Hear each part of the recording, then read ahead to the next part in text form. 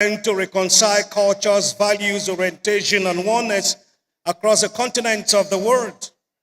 Honorable ministers in our midst, excellencies already seated, DGs of CAAs in our midst, delegates of nations within the ICAO huge family in our midst, distinguished guests, ladies and gentlemen.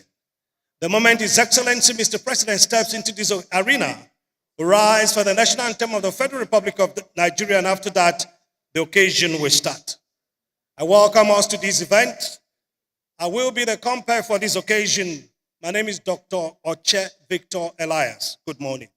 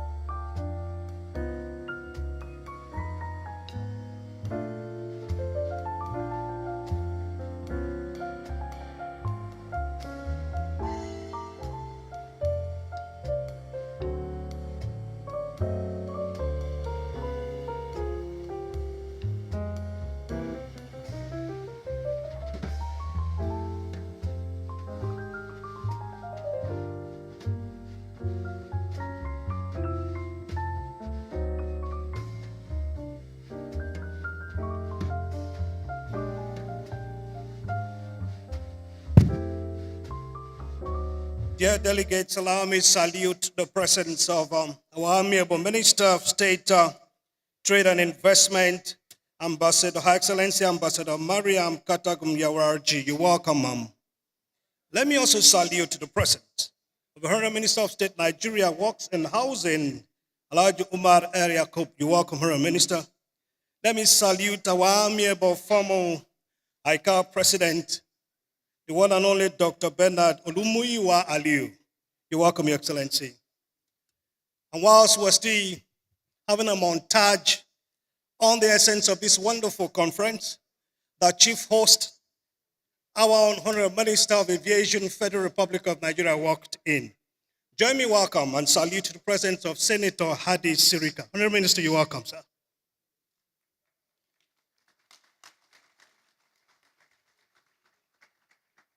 The Permanent Secretary, Federal Minister of Aviation is here. We welcome you. Welcome, sir. And directors from the Federal Minister of Aviation are present here. Let me in the same vein welcome all the CEOs of the sister agencies in Aviation Nigeria. We have the Civil Aviation Authority, the direct host of the Ican conference, led by Captain Nuhu Musa. A warm round of applause for him. The Managing Director of the Federal Airports Authority of Nigeria is here, Captain Yadudu. You're welcome. The Acting Managing Director of Nigerian Airspace Management Agency, who is in charge of the airspace, is here, Mr. Pajok. You're welcome. The Nigerian Meteorological Agency doing a fantastic job in that sector. Join me, welcome Professor Matazo. One round of applause for him, please. It's quite exciting to have ICAO here. And basically, we can have a General Assembly here if we want, because Mr. President of the Council is here. Distinguished guests, ladies and gentlemen, Mr. Salvatore Shikitano is already seated. Let's celebrate him, please. Members of the ICAO Council, reps of the nations and member states of ICAO are here. You welcome. Allow me to welcome all the directors of the regional offices of ICAO, from WACAF, our immediate West African sub-region, to ESAF, and all the regions across the globe. Distinguished guests, ladies and gentlemen, let's celebrate them, please. The Regional Safety Oversight Organization, hosted by Nigeria for the ECOWAS sub-region, the Bagasso Executive Director and their team, they're here. Join me as I welcome Captain Tiden Ba of Bagasso, Executive Director, and all the members of Bagasso. Negotiations is a function of agreements based on perspectives. As we share in this wonderful conference, we have no doubt that safety that is a journey, not a destination, will be deepened through these negotiations called Ican, and it's the 14th conference of Ican hosted here in Nigeria. Agreements make it possible for all that happens within the airspace. Agreements make it possible for cohesion in the aviation sector. Agreements makes it possible for shared responsibility for one navigation, one expectation, one flight from one point to the other. Distinguished guests, ladies and gentlemen, you will agree with me that in aviation, from the sweeper to the speaker, everybody is important. And the importance of the shared agreement and responsibilities that we share. No wonder aviation is the safest and fastest form of transportation across the globe. I'm tempted to say that without aviation, shared cultures, shared values, shared way of life, deep understanding won't be as quickened as we have in the 21st century. Ladies and gentlemen, we're waiting for the representative of His Excellency, Mr. President, and the moment he comes, we'll sign on this occasion. Once again, I salute your presence. I welcome us to Nigeria, and I'm persuaded it's going to be a wonderful stay here. Our culture is diverse, from the savannah in the north to the mangrove swamp in the south to the rich cultural heritage of our people. It's a nation with the largest population of the blacks. It's a nation with over 420 different tribes, but we're united because our diversity is our strength. Welcome to the Federal Republic of Nigeria.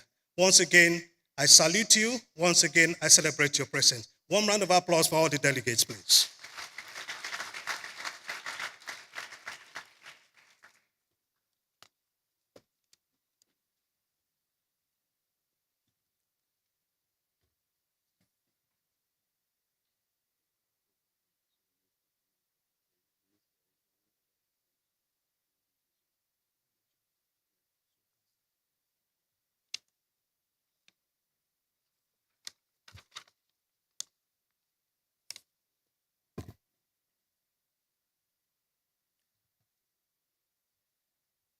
Your Excellencies, distinguished guests, ladies and gentlemen, may we now rise for the national anthem of the Federal Republic of Nigeria, please.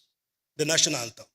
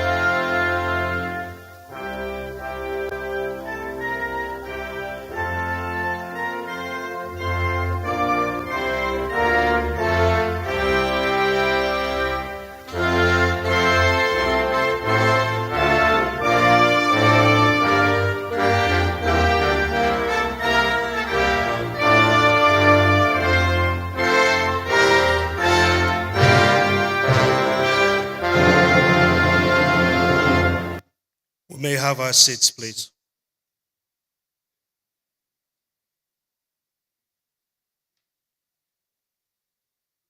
our chief host, Honorable Minister of Aviation, and honorable ministers from member states here present, our amiable Ican president, and members of the council here present, very distinguished guests, dear delegates, ladies and gentlemen, once again and fully and officially welcome us to this occasion. Just sit back a bit and enjoy this wonderful documentary of Nigeria, aviation, and our amiable culture. Thank you.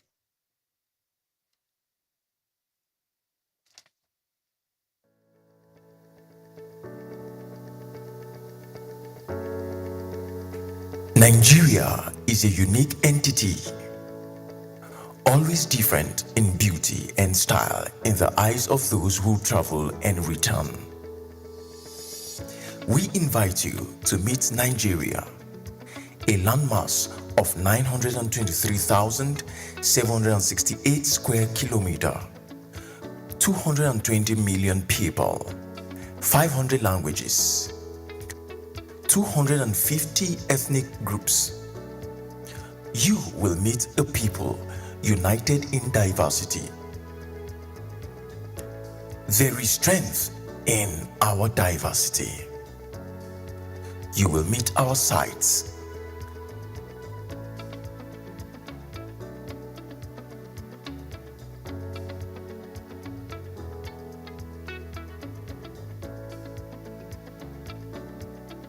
our sounds, our music, the home of Afrobeats, sports and entertainment, and of course, our cuisine. Have you tasted our jollof rice, our pounded yam with eforiro, tuwon chinkafa, and edikaikong? When you meet Nigeria, you will discover that none of her attributes is ordinary. The aviation sector is key to the development of the Nigerian economy, and under the administration of His Excellency President Muhammadu Buhari, aviation remains one of Nigeria's fastest growing sectors, with modernization of airports, runways, and over 90% implementation of the aviation roadmap conceived by the Minister of Aviation, Senator Hadi Sirika. Passenger numbers have increased from 8 to 18 million in the first 4 years of Buhari administration before COVID. And aviation became the fastest growing sector of the Nigerian economy within that period. And even with COVID, with no trouble, aviation is the third fastest growing sector of our economy today. It is evident that aviation in Nigeria will remain safe, secure, efficient, and the most preferred means of transportation. It is clear that the growth of the Nigerian economy and the aviation sector share a symbiotic relationship. Nigeria, a place where impossibilities leads us to endless possibilities. Our hospitality is top class with the show of warmth and comfort. Nigerians, a people who overcome hurdles and strive for global excellence.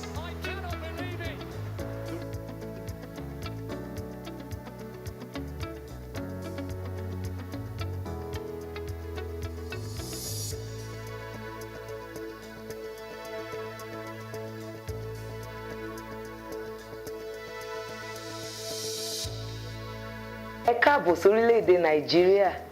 Jama'a, barkanku da zuwa. Kuna biala n'obodo anyị bụ Nigeria. Welcome to Nigeria.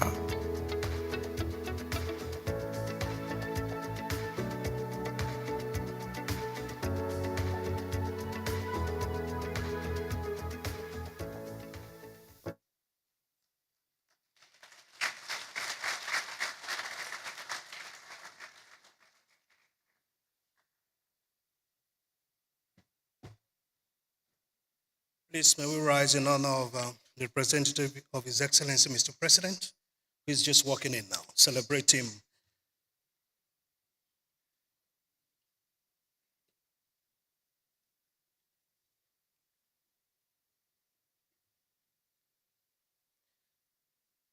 This morning, ladies and gentlemen, His Excellency Mr. President is ably represented by his Chief of Staff, His Excellency Ambassador Ibrahim Gambari, Commander of the Federal Republic.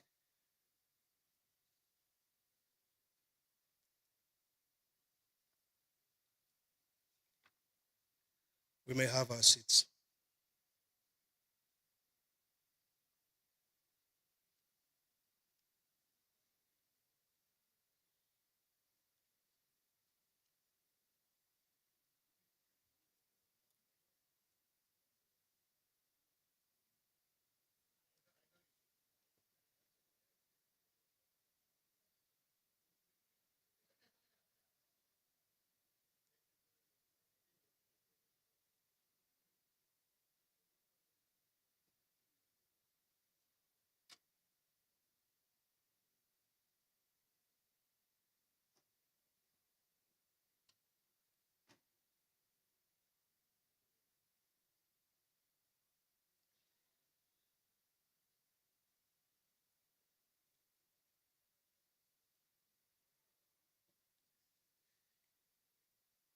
Your Excellency, sir, the Amiable Chief of Staff to the President, Federal Republic of Nigeria, a great mind, a scholar,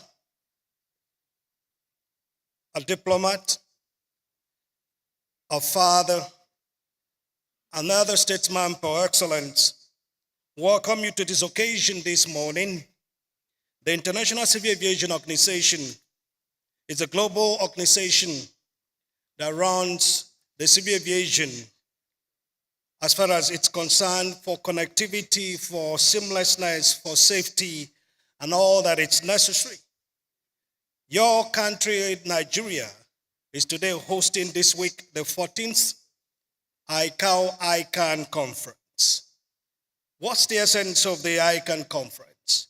Opportunity for air services negotiation, for people to compare notes in terms of agreements by multi-vertical, horizontal agreements, or for one reason, deepening safety, connectivity across the world. Mr. President, sir, ably represented this morning, allow me at this juncture to invite, to set the tone for his welcome remarks, our amiable Director General of the Nigerian Civil Aviation Authority, Captain Nuhu Musa. One round of applause for him, please.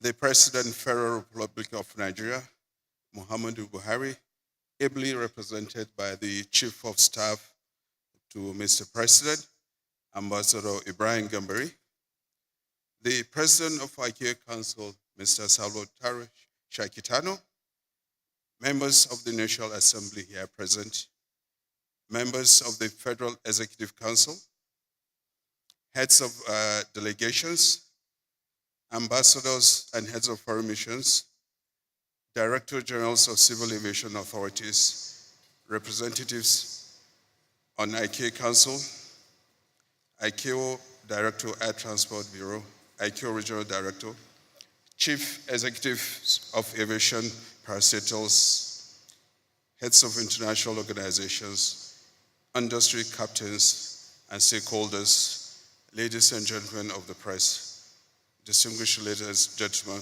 good morning.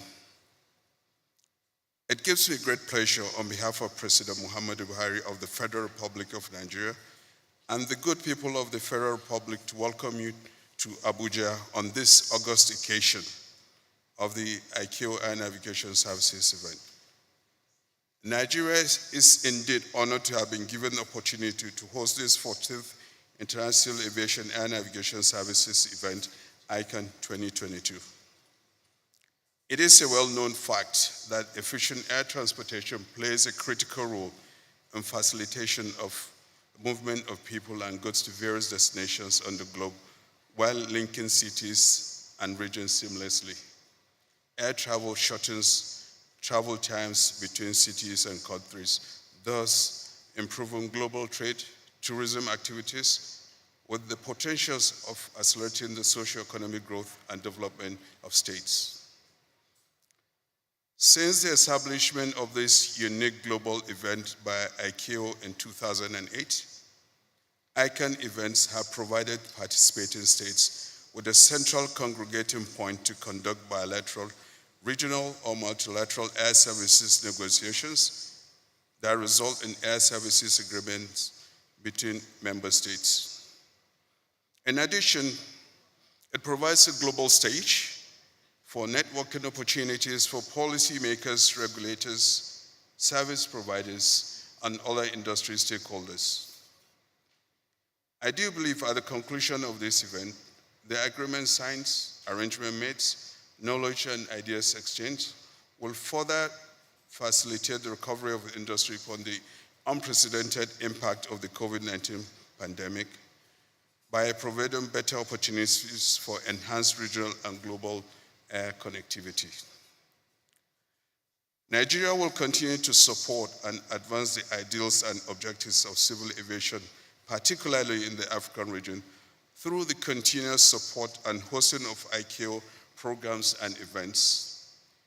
As some of you might already be aware, Nigeria successfully hosted the 7th Aviation Week here in Abuja in May of this year, with positive outcomes that will enhance the efficiency, safety, and security of air transportation in the AFI region.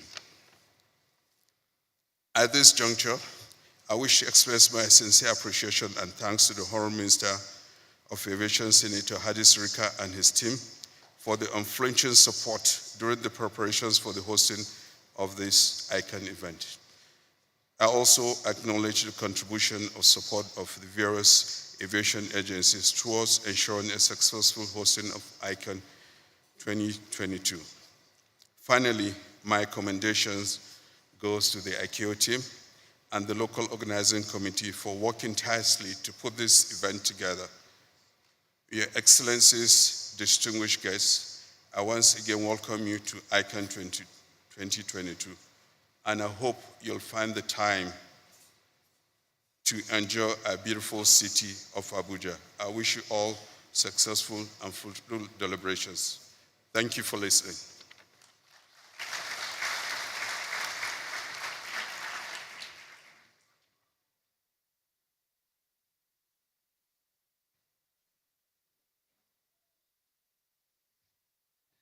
Thank you very much, Director General, CAA Nigeria. Dear delegates, ladies and gentlemen, I want to invite a very interesting mind that's going to just whisper some few words of thought for us and rekindle the vision and essence of global togetherness, the way ICAO is and the core essence of Ican. Allow me to welcome a poet, Dike Chukwu Merije. Warm round of applause for him.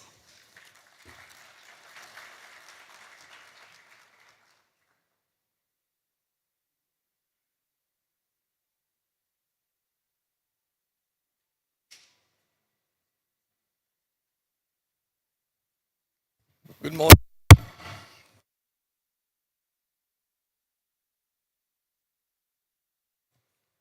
My name is Dike Chukwumerije, and my task this morning is a simple one. It is to introduce you all, guests and citizens alike, to this country hosting this convention, this country called Nigeria. I am a poet, so please indulge me. You see, Nigeria is not for the faint-hearted. How can it be when half the population is under the age of 19? You see, this country is full of young people. That is why our streets are full of loud voices. Do not fear. Area is a type of greeting here. Here, when a woman is overwhelmed with pride in her own child, she looks at him and says, see your head like a papa head. Come off a road. That is how we are. The type of people you tap on the shoulder and we look up and say, witty. Do not be afraid. Just learn to begin the conversation with a plea. Should you find yourself lost and in need of direction, or wondering how to ask the caterer for an extra spoon of rice, do not be afraid. Just begin that conversation like this. My brother, my sister, I beg no vex so. And you will see they will smile. Because that our aggression is surface. Beneath it all, we did. Yes. How you did? Huh? That's how we say, hi, I'm coming. I'm coming. That's how we say, bye. For here, we've taken the language of the colonizer and colonized it because English cannot carry Nigerian things without breaking. Yes, we speak broken, like, how una dey? Like, una don't come, like, una welcome. Oh. Yes, we speak broken because English cannot carry heavy things without breaking. We are a heavy people, we full ground. Not the type of people who stand at the back waiting for your permission to step forward. No, no. Slavery and colonialism did not leave that inferiority complex here. Here, the African is proud. Here, the African is self-assured. Here, the African is confident. So confident that if you ask a Nigerian, can you do it? Before they know, whether or not they know what the hell you're talking about, their instinct is to answer you immediately, yes, Oga, I feel do am. That is who we are. That is the spirit that animates this place. It is rooted in the very earth beneath our feet. Standing here in the shadow of the Chapal Wadi Mountains, with our head in the Sahara Desert and our feet in the Atlantic Ocean, located at that very junction where North, West, and Central Africa meet, we are a meeting place, you see. 500 languages meet here. 250 tribes meet here. The only country in the world where Christianity and Islam meet as demographic equals, here, in the shadow of the Chapal Wadi Mountains, with our head in the desert and our feet in the ocean, located at that very junction where North, West, and Central Africa meet, we have always been a meeting place. And a meeting place, a crossroad in traditional African spirituality, a meeting place, a crossroad is a magical place. That's where you go to pray your most effective prayers. Because our ancestors believed that a unique and powerful spirit hovered over that junction where different human paths intersect. And what is that spirit? It is the spirit of the melting pot. It is the spirit of coming together. It is the spirit of unity in diversity. Even then, our people knew that wherever you find a place where people of diverse tribes and tongues and colors and backgrounds can rise above their differences and come together, that there you will find some of the most remarkable expressions of creativity possible to the human spirit. That is the spirit that animates this place. That is why this place, through history, has been the scene of some of the most remarkable events and accomplishments to come out of this region. You see, the news is misleading, that characterizes us only for corruption and terrorism. But here you are today, but an hour's drive away from the seat of the earliest known sophisticated civilization in all of sub-Saharan Africa, the Nok civilization.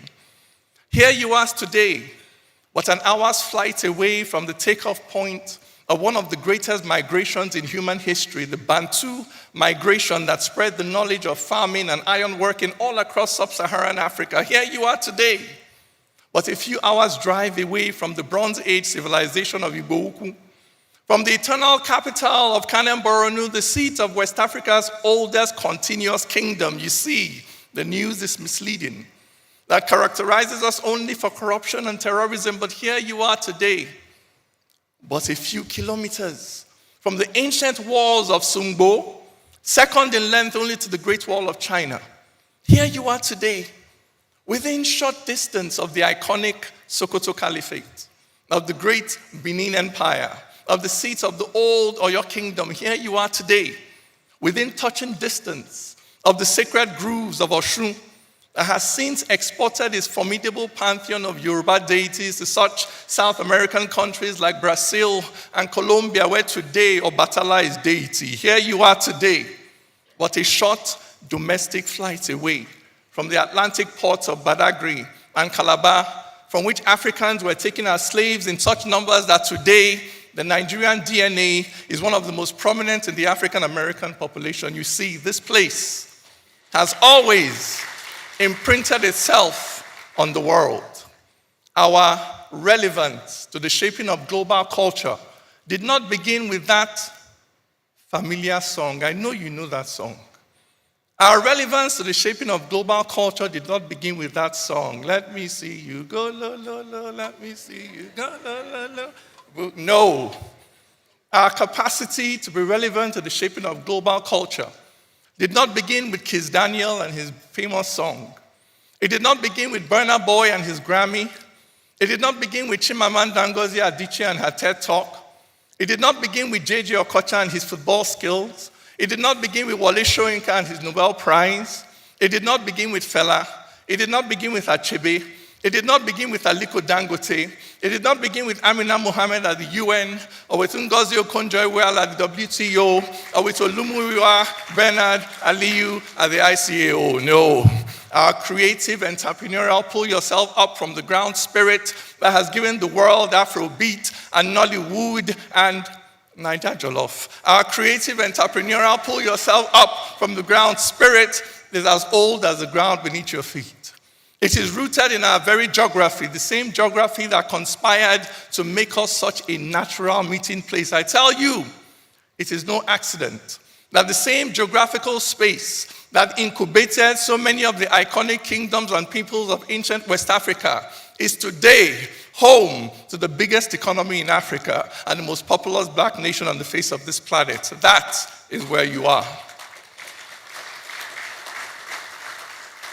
So as you meet here today, I want you to know that you are meeting in a place of history. As you meet here today, I want you to know that you are meeting in a place where nothing is impossible, where people do not take no for an answer, where a semi-literate man will lay bricks and his wife will sell akara by the side of the road from morning till night just so their children can go all the way to university. As you meet here today, I want you to know that you are meeting in a place where the spirit of solidarity runs deep, where soldiers have given their lives for freedom in Liberia, in Sierra Leone, in Congo, in Somalia, to ensure that no one is left behind on Africa's great march forward to progress. As you meet here today, I want you to know that you are meeting in a place where millions of young people born without opportunities seize poverty by the throat and convert it to revenue-generating industries, where they take hunger by the waist and transform it to movies, to comedy, to music, to art, where the hustle is real and people face adversity with this mentality that if the door is shut, we'll jump in through the window. If the window is closed, we'll break in through the roof. If the roof is sealed, we'll tunnel up through the ground. But anyhow, God must bless our hustle. I tell you, Nigeria is not for the faint-hearted. But then again, ladies and gentlemen, neither is aviation to make a living from herding people into a long, narrow metal tube and flying them like witches through the air around the world. This too is not for the faint-hearted. For here, there is no room for errors.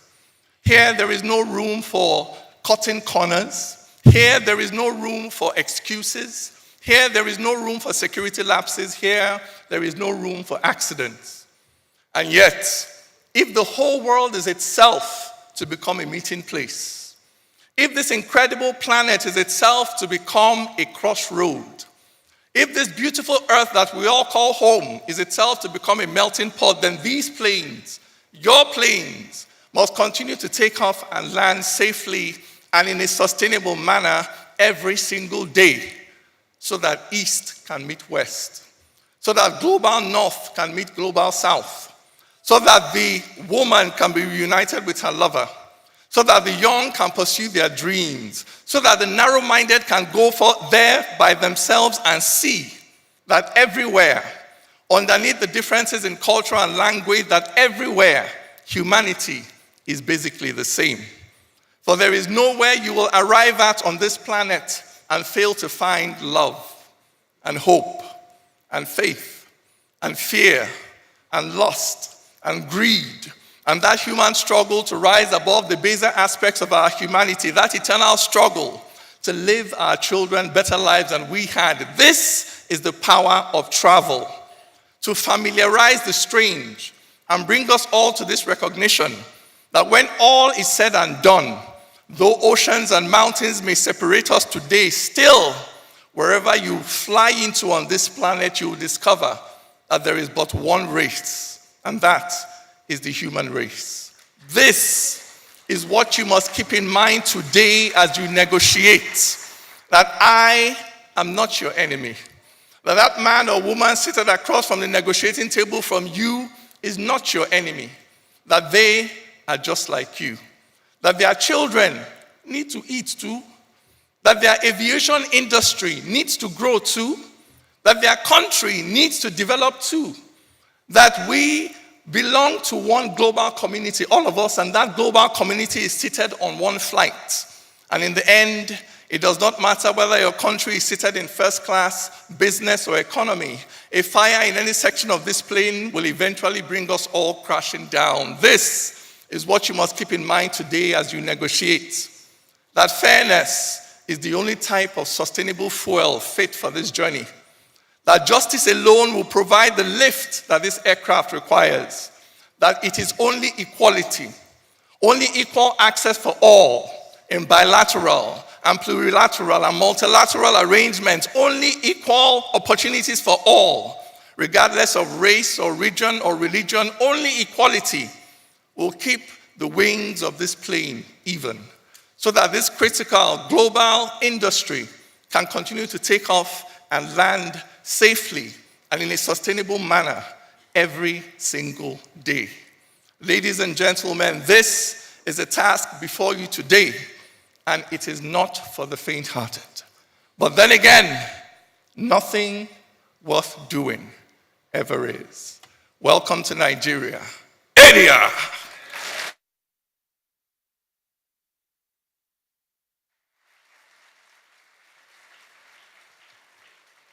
Someone said to me, if he had an invincible teleprompter, and I said, no, he's flowing from his spirit. That's the Nigerian spirit. Nothing they happen. Please celebrate him again.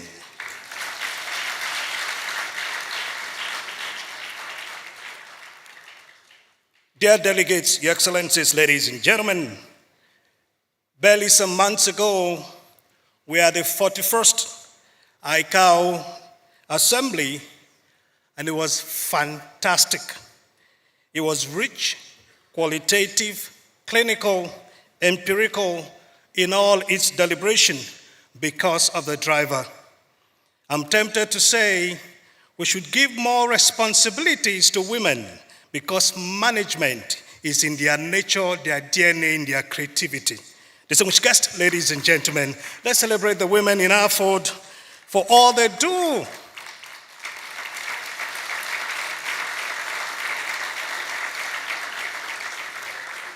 Let me celebrate the amiable Secretary General of AFCAC, Ms. Adeyemi, who is here. Funke, one round of applause for her, and Amazon, making us proud. Allow me at this juncture, excellencies, ladies and gentlemen, to invite the presiding person who was the president of the 41st ICAO Assembly that did a fantastic job. Our own amiable Director of the Civil Aviation South African Civil Aviation Authority. Join me, welcome Miss Poppy Koza. Let's celebrate her, please.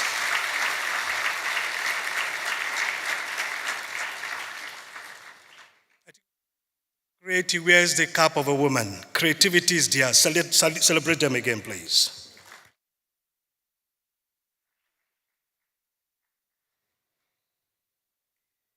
Thank you, Program Director. My goodness, after Mr. DK, I feel 3 times African, South African, and Nigerian. Thank you, dear Program Director. His Excellency President Muhammadu Buhari, represented by the Chief of Staff, Ambassador Kambari, the Honorable Minister of Aviation in Nigeria, Senator Hadi Sirika, the ministers responsible for civil aviation. I've seen His Excellency from Saudi Arabia, from Seychelles, and other ministers in our midst. President of the ICAO Council, Mr. Salvatore Shattichano, the former President of ICAO, Dr. Bernard Aliyu, the Director of Air Transport Bureau, Mr. Rama, Regional Directors of ICAO, Director General for the Nigerian Civil Aviation Authority, Captain Nuhu, Directors General for Civil Aviation Authorities, members of the ICAO Council, Secretary General of AFCAC, senior officials from different countries, ladies and gentlemen, distinguished delegates. I am indeed greatly honored and humbled by your kind invitation to address you today.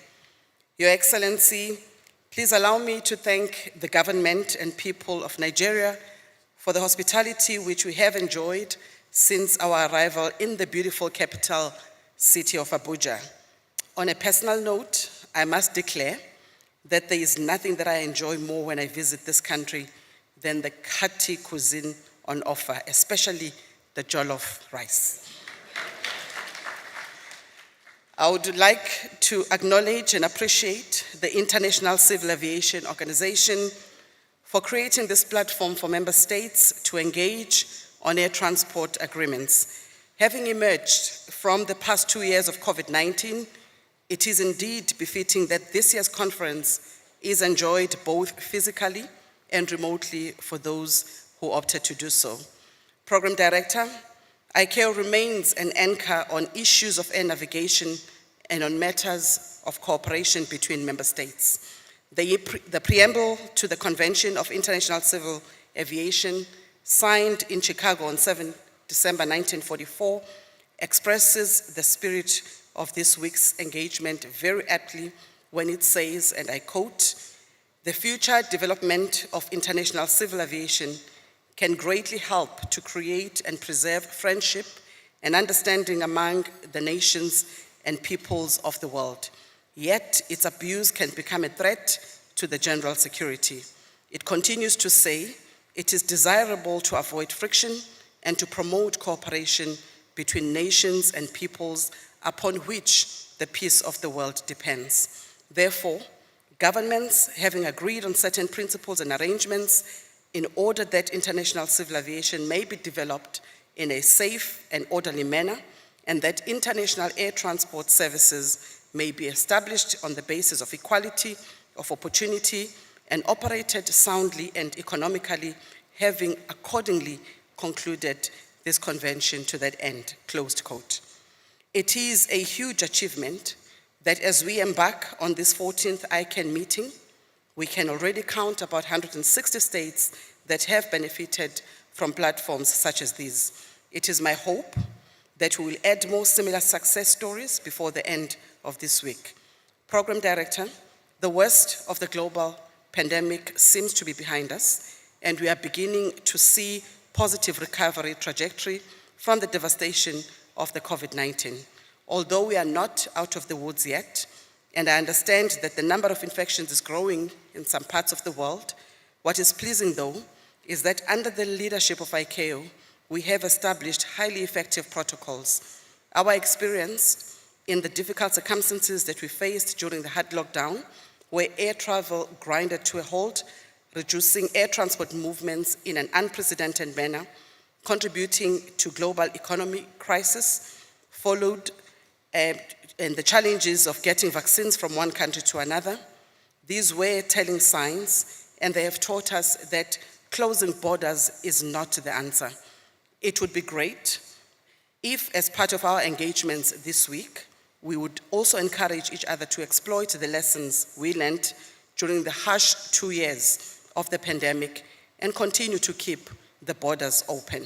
There is, after all, adequate guidance provided by ICAO and the industry in the CART guidelines.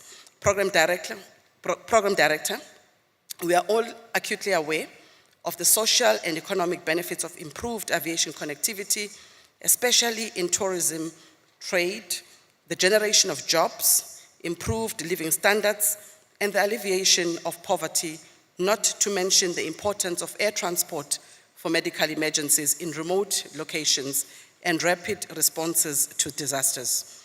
The Air Transport Action Group reports that air transport supports 7.7 million jobs in Africa and $63 billion in GDP. Logistics Update Africa, in a September 2022 report, indicates that African air traffic growth is forecast at a 5.2% compound annual growth rate, the third highest among global regions. Initiatives that aim to open up the skies of Africa, such as the Single African Air Transport Market, or SATAM in short, could result in improved connectivity within the continent and the lowering of costs to the travelers. These signs of recovery mean nothing if we are not better prepared for recovery and growth. And engagements such as the one that we will pursue this week are particularly important to this end. We need to rally behind SATAM to improve air connectivity on the continent, because aviation is no longer a luxury, but a necessity. We should consider that generally Africans use less of air transport system, and only a small fraction of over 2 billion people are traveling. Hence, Africa is described as a sleeping giant. Africa has enormous potential to develop, a potential that the developed countries do not have, and that could far surpass other regions. The question, however, is how effectively do we tap into this potential with speed, whilst dealing with some of the impediments that we need to improve on such as the regulatory affairs, the issue of airport taxes, effective air access, and rising ticket fares, for example.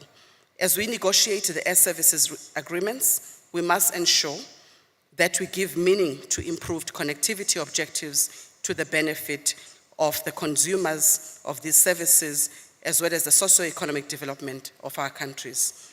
The future outlook for the aviation market up to 2040 by original equipment manufacturers indicates that the projections of new aircraft deliveries in Africa is very limited, and the growth of low-cost carriers in Africa is lagging behind if we were to compare it to other regions in the world. They also forecast an airport capacity shortage in Africa and the need for over $400 billion capex investment for airport infrastructure expansion on the continent.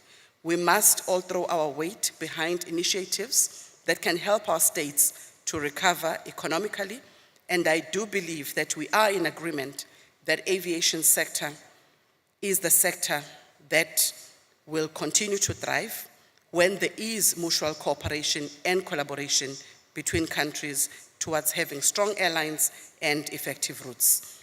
Ladies and gentlemen, the need for economic recovery is not only the prerogative of the African continent. Indeed, we are not alone in carrying this load. The entire globe is dealing with the post-pandemic issues, including the looming recession in 2023, the rising oil prices as a result of geopolitical tensions leading to pressures on citizens' disposable income. Furthermore, the introduction of new technological developments and the exit of many aviation professionals will result in a major human capital challenge to support the growing demand. At the recent 41st Assembly of ICAO, the need for greater liberalization of air services, collaboration, and the positive aspect of aviation as an enabler of economic recovery were highlighted, as were the development of the infrastructure and skills improved security, and the sustainability of environmental factors. Ladies and gentlemen, the aviation industry in South Africa was equally not spared from the consequences of the global pandemic, and as such, we have seen the liquidation of a number of domestic airlines, resulting in the current lack of capacity to meet all the travel needs of the public and the rise in airfares. In this regard, the Civil Aviation Authority of South Africa is in a process of conducting a study with the aim of identifying gaps which we intend to address in the quest to promote industry growth as mandated by our enabling legislation. This study will be instrumental in mapping a way forward post the COVID-19 pandemic and assist to create an environment that will support robust growth in the industry and lead to the realization of the industry's full potential in the coming years. As I conclude, I believe that the time has come when Africa will seize the opportunity to make greater use of air transport as a vital tool to uplift and prosper our regions and our continent. And South Africa supports this vision and is honored to be a part of the strategic drive for aviation growth on the continent. The need for African countries to rally behind the SATAM program has become more urgent and definitely non-negotiable. I thank you so much for your attention.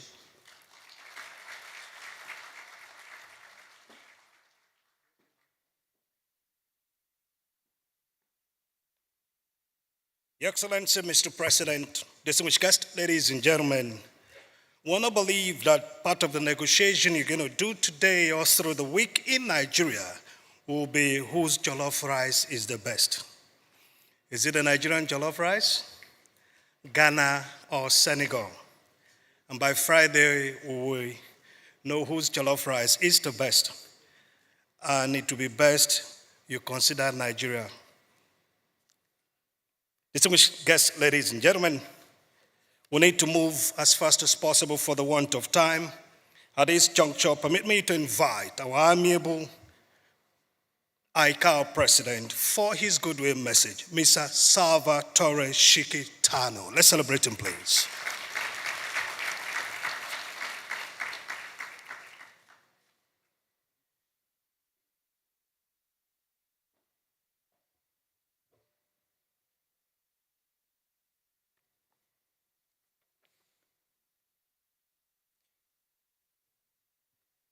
His Excellency, Chief of Staff, Ambassador Ibrahim Gambari, representing the President of the Federal Republic of Nigeria, Muhammadu Buhari, His Excellency, President of the Federal Republic of Nigeria, His Excellency, Honorable Minister of Aviation, Senator Hadi Sirika, Honorable Ministers, Directors General and other senior air transport officials here present, dear former President of the ICAO Council, Bernard Alio, ICAO Goodwill Ambassador, eminent delegates, ladies and gentlemen, it's a pleasure and an honor for me to be here in Abuja and to welcome you all to the 14th ICAO Air Services Negotiation event, commonly known as Ican. I would like to express our collective appreciation to the government of the Federal Republic of Nigeria that has provided us with excellent facilities for this year's event, which in addition to the hospitality of the good people of Nigeria, and we have already seen some evidence in this sense, will surely make your work more efficient and enjoyable over the coming days. The aviation community's appreciation for the ICAN Forum have been evident over the years by its steadily increasing levels of participation. This year, we are delighted to welcome almost 400 in-person and virtual delegates from over 65 ICAO member states worldwide. The attendance level is an important reminder that the progressive research of air transport industry is proceeding at pace post-pandemic. And certainly the agreements you will be pursuing together here will only add to the recovery's momentum. Since the launch of Ican in 2008, this forum has grown and evolved to the point that it has now played host to over 5,000 bilateral meetings, resulting in close to 4,000 arrangements and agreements.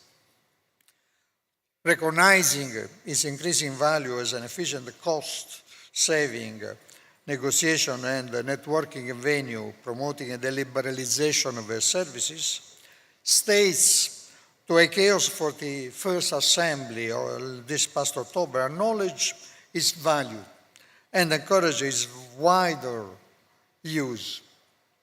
ICAO has been encouraged by the accelerating global recovery in air travel, which we've seen over the past year, and particularly with respect to international operations, which gain significant momentum after a long period of stagnancy.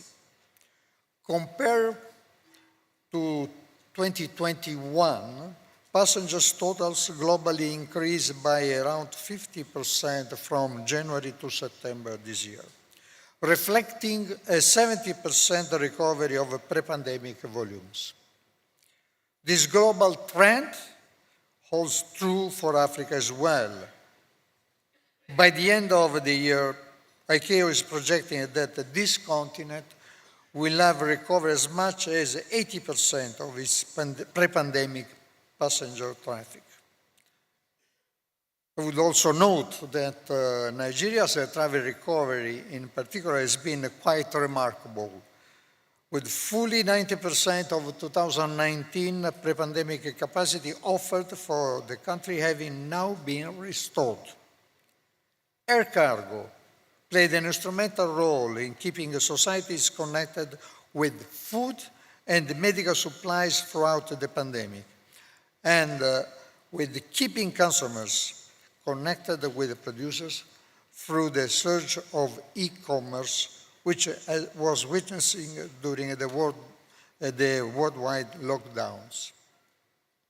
From an overall standpoint, these contributions greatly reduce the pandemic's negative impacts globally, and accordingly, air cargo traffic levels remained robust throughout COVID-19 and since the recovery.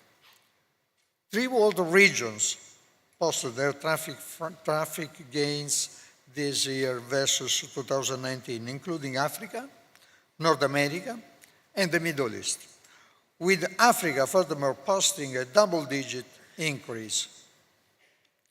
All of these results highlighted that governments can achieve by working effectively together, and the more recent success in particular highlighted that results when states apply more consistent and evidence-based policies in terms of public health and international transport. And in this regard, I would be remiss if you not mention the relevance of the single African transport market for the development of this region. We have already seen, as mentioned also by the President of the 41st Assembly, how this is relevant for the development of this region. We have already seen how relevant it has been in other regions, the liberalization of the market. Connectivity, we perfectly know, is a relevant weakness of this country. So it's important to work hard, to work together, and the ICAO will support these efforts in order to progress with the implementation of the single African transport market. This will be a great achievement for the region. Let's consider that currently Africa produces or contributes to global air traffic with approximately 4%. That is a very small component, but the potential is very high. Even without the single African market, our projections provides indication of that a double-digit increase growth factor could be addressed in the next few years. So it's important to continue to work in this direction, acknowledging the relevance of air transport for the social and economic development of the region and individual countries. In this sense, I wish to commend Nigeria for putting the attention on air transport as a relevant component for the economic development of Nigeria. But coming back to what I was saying, regulators and service negotiators will play an important role for the equation, providing the industry enabling regulatory frameworks leading to improved air connectivity and more seamless international travel. I will not mention, but ICAO is working also very hard to produce a seamless experience of passenger in a contactless environment. Already standards and procedures are available, and states and airports are very, very much invited to implement that. Now, the combined impacts that you will achieve together here over the next few days will serve to enhance consumer choice, expand economic opportunities, and accelerate the impetus to adopt cutting-edge innovations.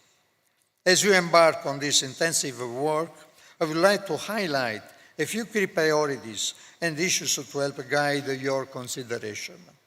ICAO, as you know, is committed to support states in realizing the long-term vision for international transport liberalization.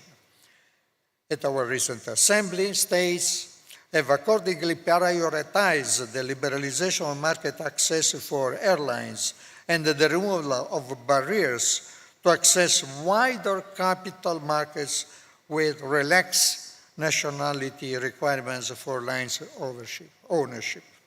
These topics are at the front of many discussions within ICAO. As some of you are aware, the Assembly also tasked the ICAO Council to continue to address the remaining issues of concerns towards a convention on foreign investments in airlines, which aims to liberalize air carrier ownership and control on a multilateral basis. Additionally, the Assembly has mandated the Council to conduct an in-depth assessment as to whether there is a need to develop guidance material on the economic regulation of international operations of unmanned aircraft systems. This is the new dimension of innovation that we'll face in very few next years.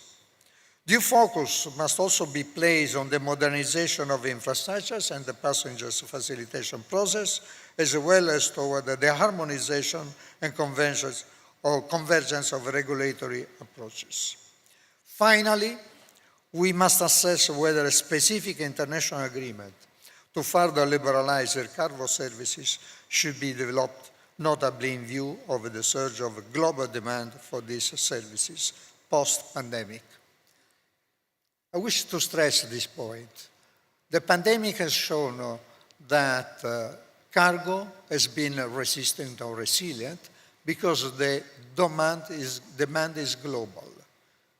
Trades are global, but air cargo services are still regulated by bilateral services. This is one key element that we have to address. We have to open more and more. That's what has been requested by the Assembly to the Council, to consider, to move towards a liberalization of air cargo services, possibly through the establishment of the international specific agreement. While referring to the 41st Assembly, of course, I would be remiss if I not mention one of the major achievements and decisions that have been taken, that has been the decarbonization by 2050. I will not enter into detail, but I must admit that our community must work all together in order to achieve this goal in a context where still there is a perception that aviation is not working to decarbonize international air transport, and where there is a perception, unfortunately, that where aviation is polluting more than actually is, 2%. So in this sense, I want to stress that the decision that has been taken, that is a global aspirational goal, now needs to be implemented.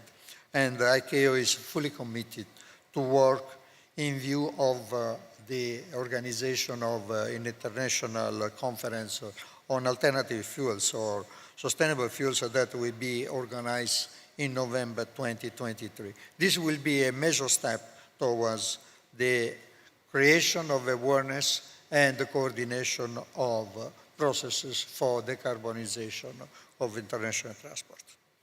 Dear participants in the Ican 2022, the work you will undertake during this event is critical to all aspects of ICAO's transport objectives, as well as to future sustainable growth and resilience of international aviation in the post-COVID-19 era.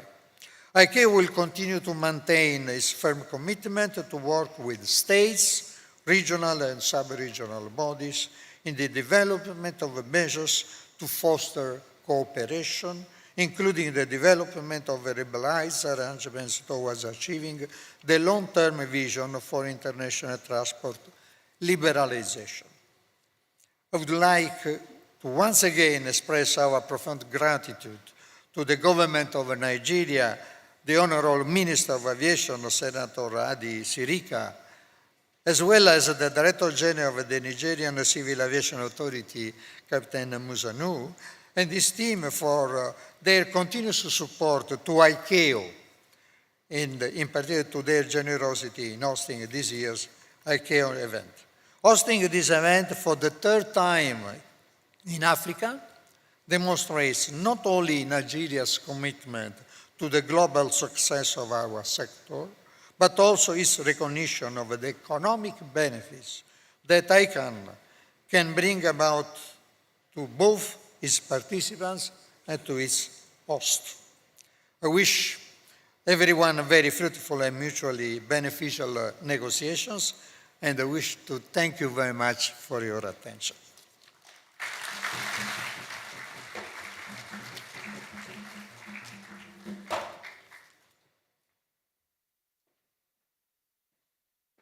Another warm round of applause for the ICAO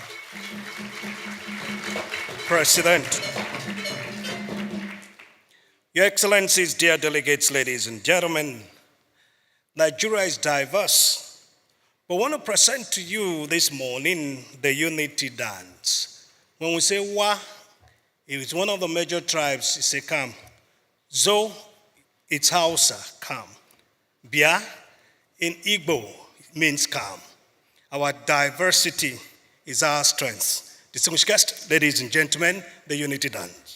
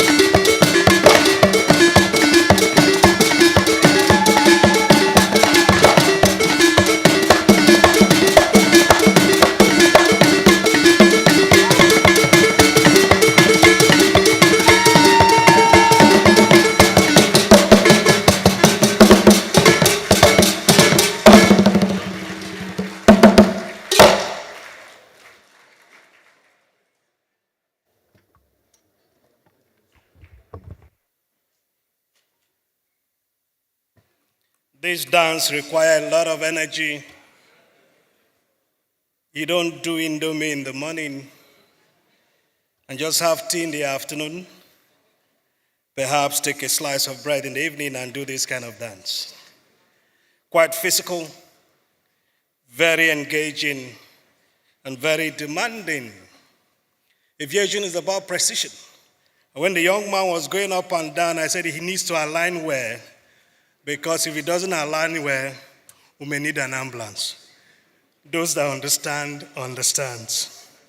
Your Excellencies, very distinguished guests, ladies and gentlemen, very quickly before I invite our amiable chief host, let me salute and celebrate from the legislature, from the National Assembly of Nigeria. We have a Deputy Chairman, House Committee on Aviation here, Honorable Musa Pali. One round of applause for him, please. Another member of the committee is here. Let's salute and celebrate Honorable Gwamma Magaji. We celebrate you. Welcome. In Nigeria, the customs is led by the Comptroller General. He's ably represented here this morning by Captain Mbaya Kuti. Let's celebrate him. Captain Mbaya Kuti, welcome.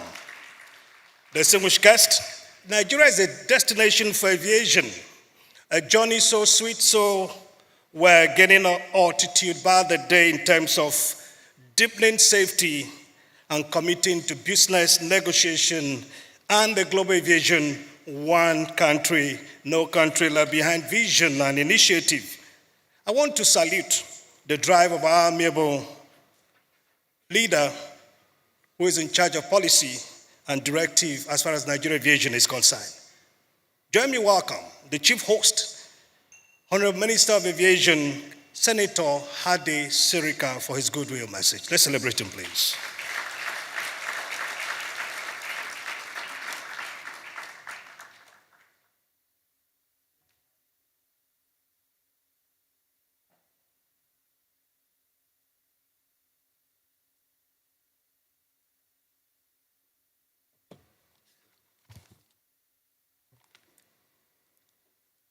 أعوذ بالله السميع العليم من الشيطان الرجيم بسم الله الرحمن الرحيم والصلاة والسلام على الخليل المرتضى الأمين المصطفى صلى الله عليه وسلم. In the name of God, the most beneficial, most merciful.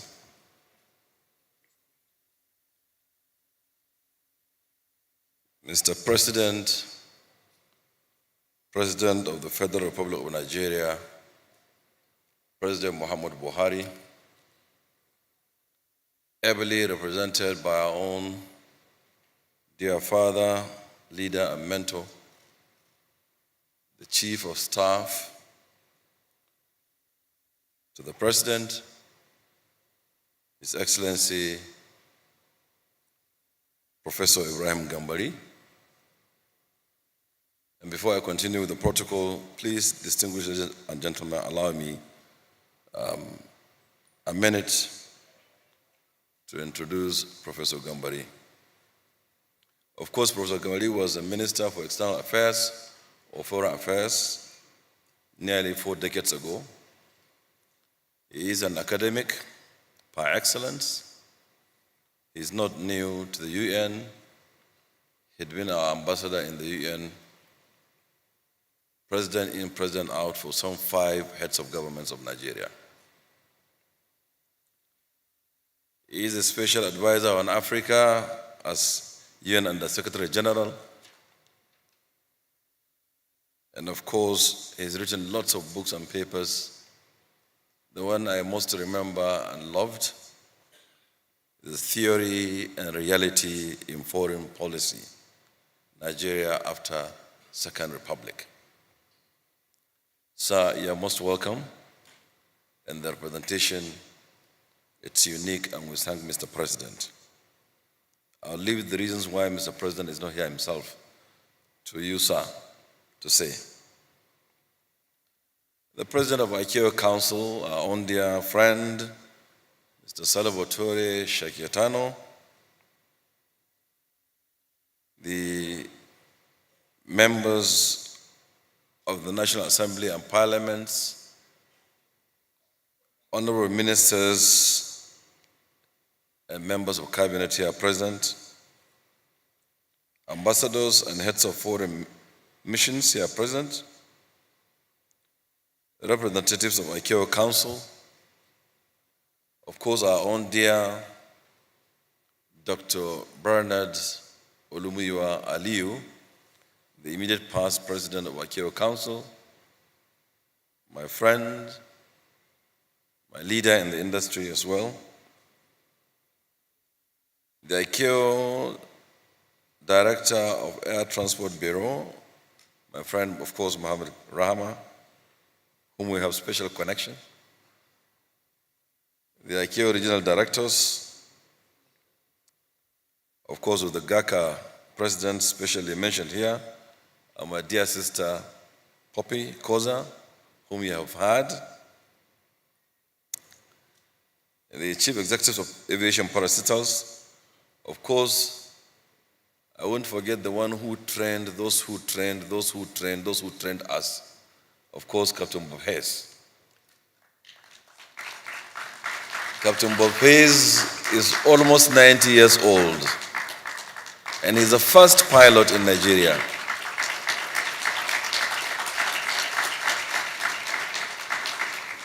I am so proud that he's always here, always with us, and speaking on our behalf and leading us through this unique industry of ours.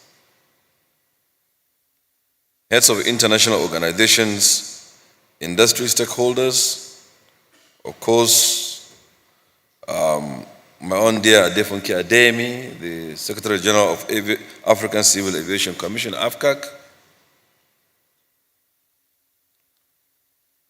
We listened to DK Chukwumereji.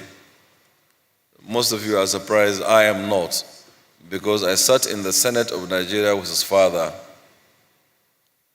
of blessed memory, Comrade Chukwumereji. We missed him, our friend. So oratory actually is in the blood.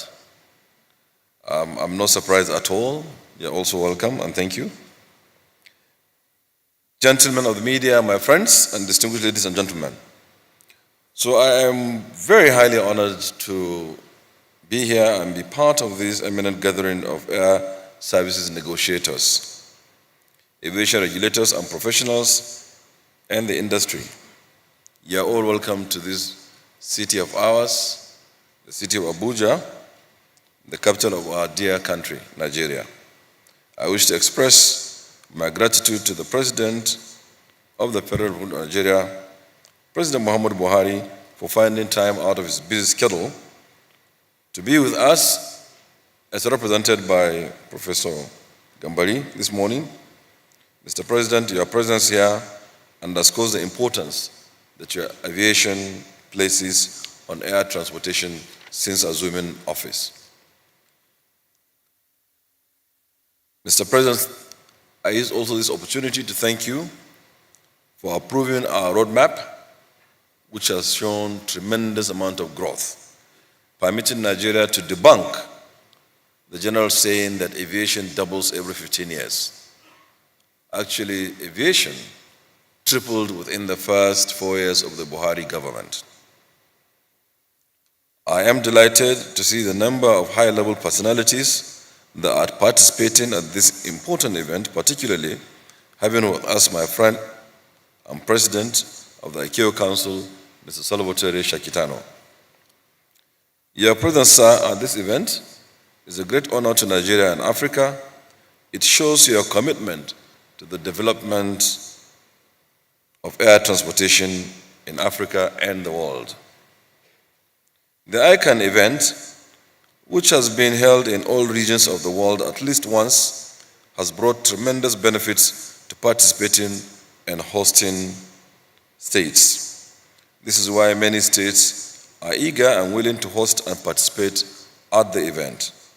I wish to commend ICAO for the way and manner the event has been conducted, especially the flexibility of making it a hybrid event, which gives more states the opportunity to participate and benefit from the event when they are unable to attend in person. Only last month, the African Civil Aviation Commission, AFCAC, celebrated the anniversary of Yamoussoukro Decision YD, and the event was used to sensitize member states on the need to implement the Single African Air Transport Market, SATEM, and initiatives of the African Union, which liberalizes air transportation in Africa. As a strong supporter of the YD and SATEM, Nigeria sees this Ican event as an opportunity for African states to further the implementation of SATEM, which will give more access to African airlines to intra-African and international routes. I believe that the African market, as said by my sister, Ms. Poppy, it's a market of 1.4 billion people, untapped and virgin. The more the skies are open, the more the benefits are here within us in Africa and shared also to the world. As negotiators, regulators, and aviation stakeholders, your role as facilitators of creating opportunities and enabling environment for the industry to deliver socio-economic benefits to states and better connectivity to traveling public cannot be overemphasized, especially as the industry needs to continue to embrace a more liberalized agreement, as liberalization has been known to bring about improved services, better choices, and competitive fares for consumers, wider route networks for airlines, increase in air traffic movement and passenger traffic, as well as encouragement of the public-private partnership, among many others. We have seen, as explained by the President of the Council, how important air cargo is and how it needs to be further more liberalized. COVID has shown us the experience that we do need to allow free movement of goods, especially of those essential nature for our aviation industry to play the key role it ought to in connecting and rejuvenating our economies. The AU Agenda 2063, which is more or less for integration and commerce, can only be achieved through liberalization and open skies. To this, Nigerian government is not only committed, but is committed to its implementation. Distinguished ladies and gentlemen, before I conclude, I wish to thank all of you who are here present today, especially my friends, brothers and sisters from the cabinet who come to join us at this opening ceremony, and of course to the team in the Federal Ministry of Aviation under the Permanent Secretary, Dr. Mary Bole Emmanuel, and the NCAA, the Civil Aviation Authority under Captain Musa and their teams, and other agencies' heads. On this note, I hereby encourage you all to take full advantage of the unique opportunity of this event and to please continue to negotiate and bring about a better civil aviation for all of us. Thank you very much indeed.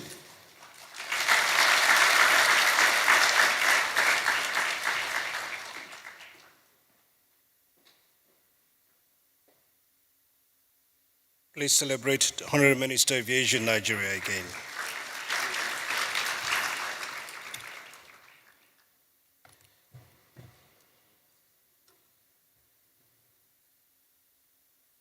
Dear delegates, very distinguished guests, ladies and gentlemen, it is now my singular pleasure and honor to very humbly invite the representative of Mr. President, His Excellency Ambassador Professor Ibrahim Gambari, Commander of the Federal Republic, for his keynote address. Celebrated, please.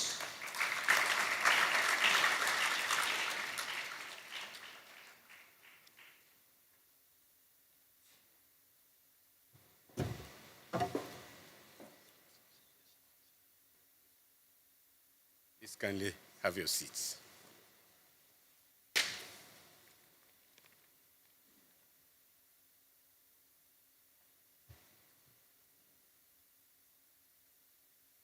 The President of ICAO Council, Mr. Salvatore Shakitano, the members of the National Assembly who are here present, Honorable Minister of Aviation, our very own Senator Hadi Sirika. And I must say that if you had the very flattering introduction that he gave, I don't know whether it's earned, but it's very much welcome because we share so many things in common, some of which cannot be disclosed in public. And other members of the Federal Executive Council, the Dean of the Diplomatic Corps, I think I saw him earlier, Awali Jam, this is the Fulani greetings, and other members of the Diplomatic Corps, representative of the ICAO Council, ICAO Director of Air Transport Bureau, Mr. Mohammed Rama, ICAO Regional Directors, Permanent Secretary, Ministry of Aviation and directors in that ministry, Director General of Civil Aviation Authorities here present, Head of International Organization here present, industry stakeholders, immediate past President of ICAO Council, our very own Dr. Olumuyiwa Bernard Aliu, and of course, Captain Bob Hayes, the first Nigerian pilot. You may not remember this incident, but I did. The last time I believe I flew with him, he landed the plane so softly, so perfectly, I did not know that we had arrived. Until people said, please, the plane has landed, can we get off the plane, please?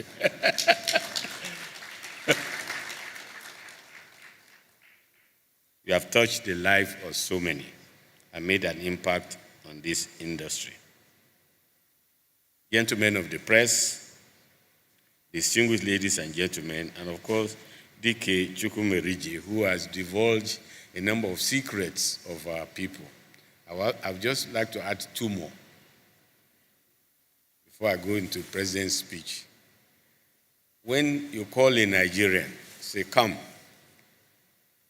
he or she will say, I'm coming, but actually he's going. But he will keep saying, I'm coming. And of course, we have a natural reluctance to be counted, so that if you ask a Nigerian man, how many children do you have in a conversation? He will simply say, I thank God, which may range from 1 to about 20.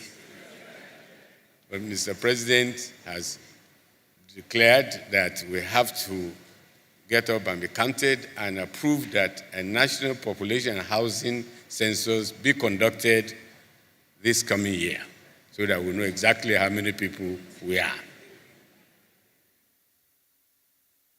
His Excellency President Muhammadu Buhari has directed me to deliver this keynote address on his behalf.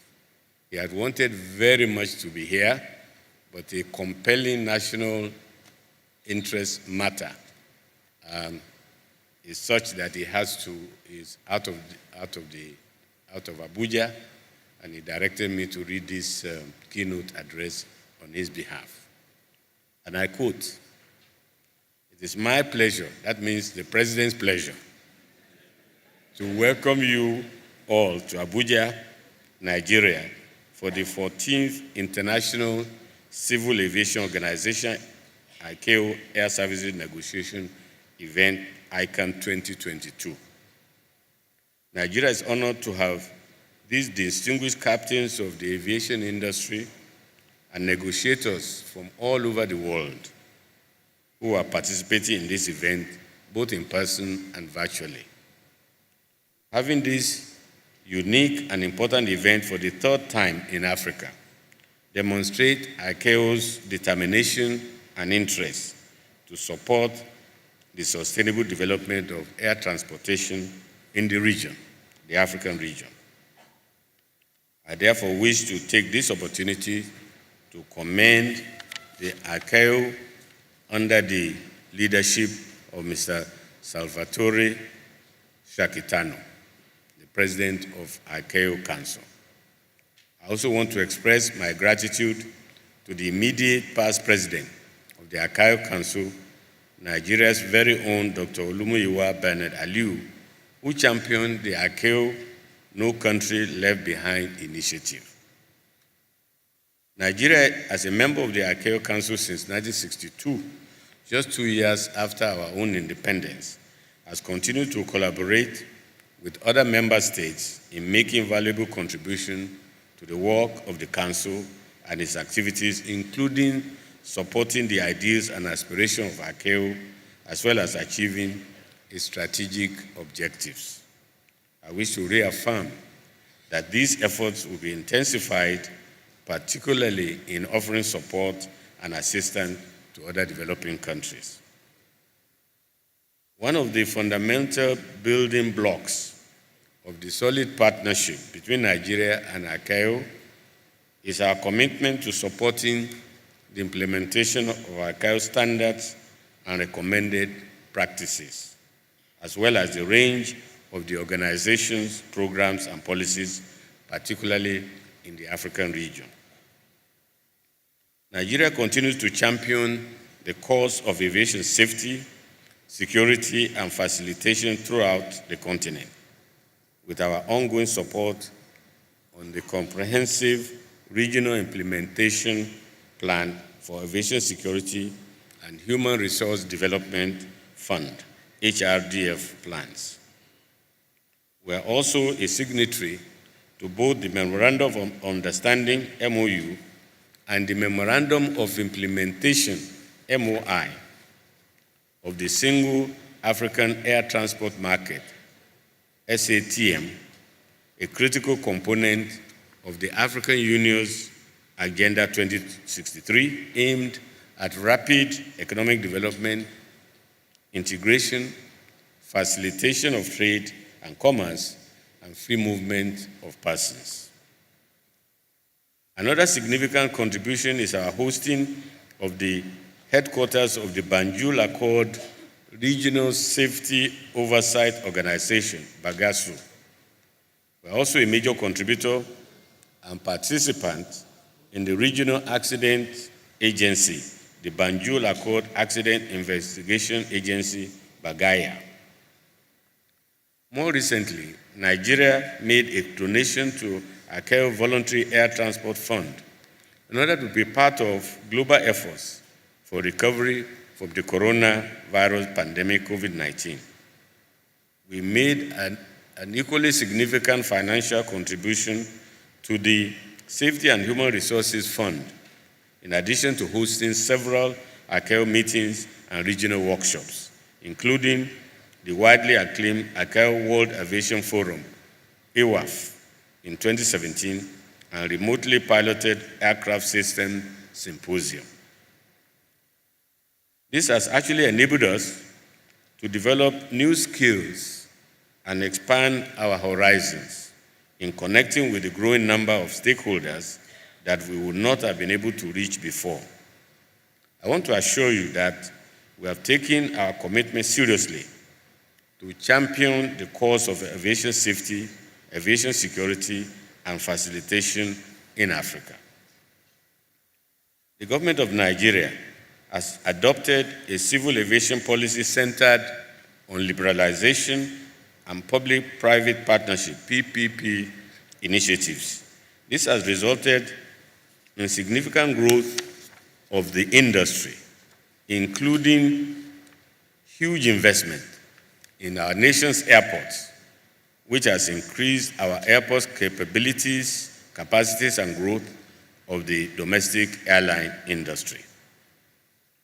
Excellencies, distinguished ladies and gentlemen, the COVID-19 pandemic further exposed the immense contribution and importance of air transportation as a catalyst for economic development, a vital engine of global socio-economic growth, not to mention one of the greatest contributors to the advancement of modern society and a key instrument for achieving the United Nations Sustainable Development Goals, the SDGs.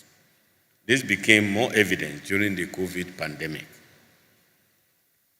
This is why my administration has placed aviation at the center of its national economic development. Our collective efforts have enhanced aviation safety, aviation security, and aviation efficiency. Huge investments have also been made in the area of the provision of aviation infrastructure and facilities to further create an enabling operating environment for a more efficient and profitable industry. I recently signed into law a new Civil Aviation Act, which, as a critical element of ICAO, will further strengthen the sector for improved safety. The Ministry of Aviation is directed to reorganize its agencies to conform with the said act. I wish to reiterate that my administration will continue to sustain the support being given to the sector in order to attract private sector investment, support, and growth of tourism and trade. Excellencies, distinguished ladies and gentlemen, it is my belief that as air services negotiators, this event will provide the required atmosphere for you to discuss, to engage, and also to come up with air services agreements that will further increase air connectivity and give your patrons an improved and robust traveling experience. It is now my special honor to formally declare Ican 2022 open. I thank you for your kind attention and I wish you all fruitful negotiation. End of quotation.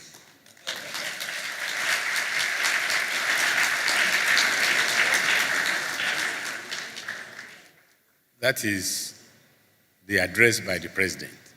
Permit me to just say a couple of words of my own. Now, if you notice, I've come before you in blue because I want to emphasize that blue is the color of the United Nations.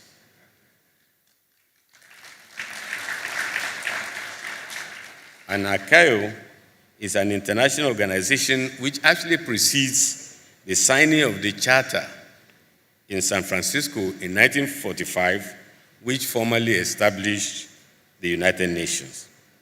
ICAO is a vital, indispensable organization that is both a regulator and a facilitator of international air travels and air services.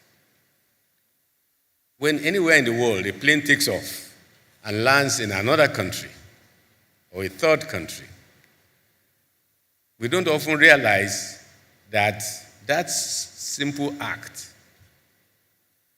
is made possible because ICAO has developed over years a network of rules and regulations that govern air travel. In other words, it's inconceivable that air travel can take place without ICAO. In other words, if it didn't exist, if ICAO didn't exist, we have had to invent it. But thank God it exists.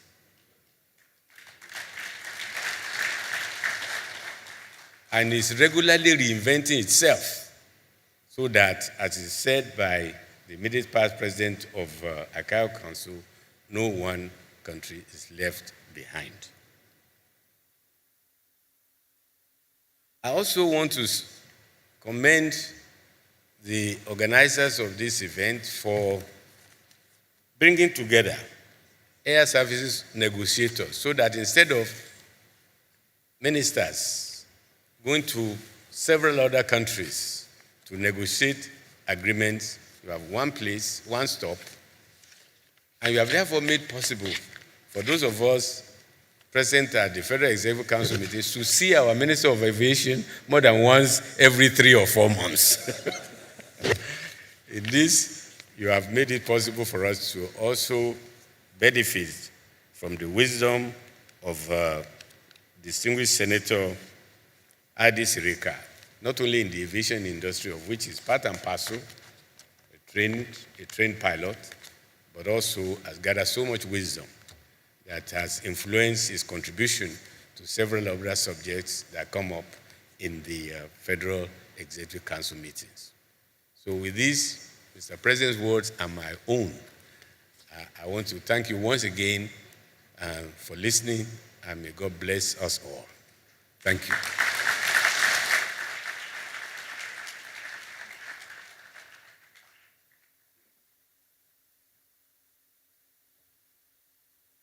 Another statement by Excellency. Let's celebrate His Excellency Ambassador Gambari, Chief of Staff to Mr. President. Wonderful talk. Very briefly, before then, President, General Authority of Civil Aviation, for the introduction of the host of Ican 2023. Let's celebrate the President, General Authority of Civil Aviation from Saudi Arabia, Minister Abdulaziz Abdulaj. A warm round of applause for him.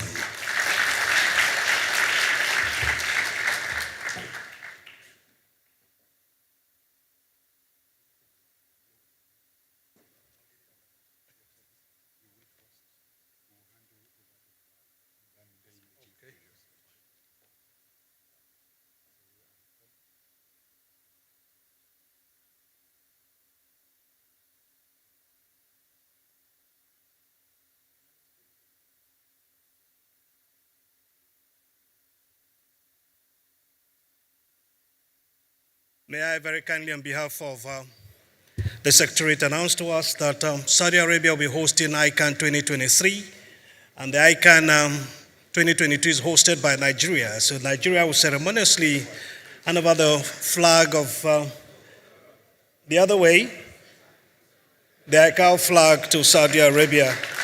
Celebrate them.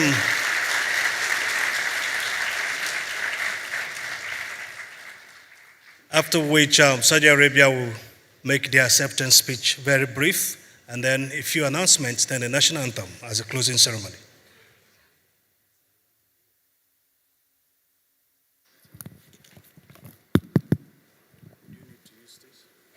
No, I'm not.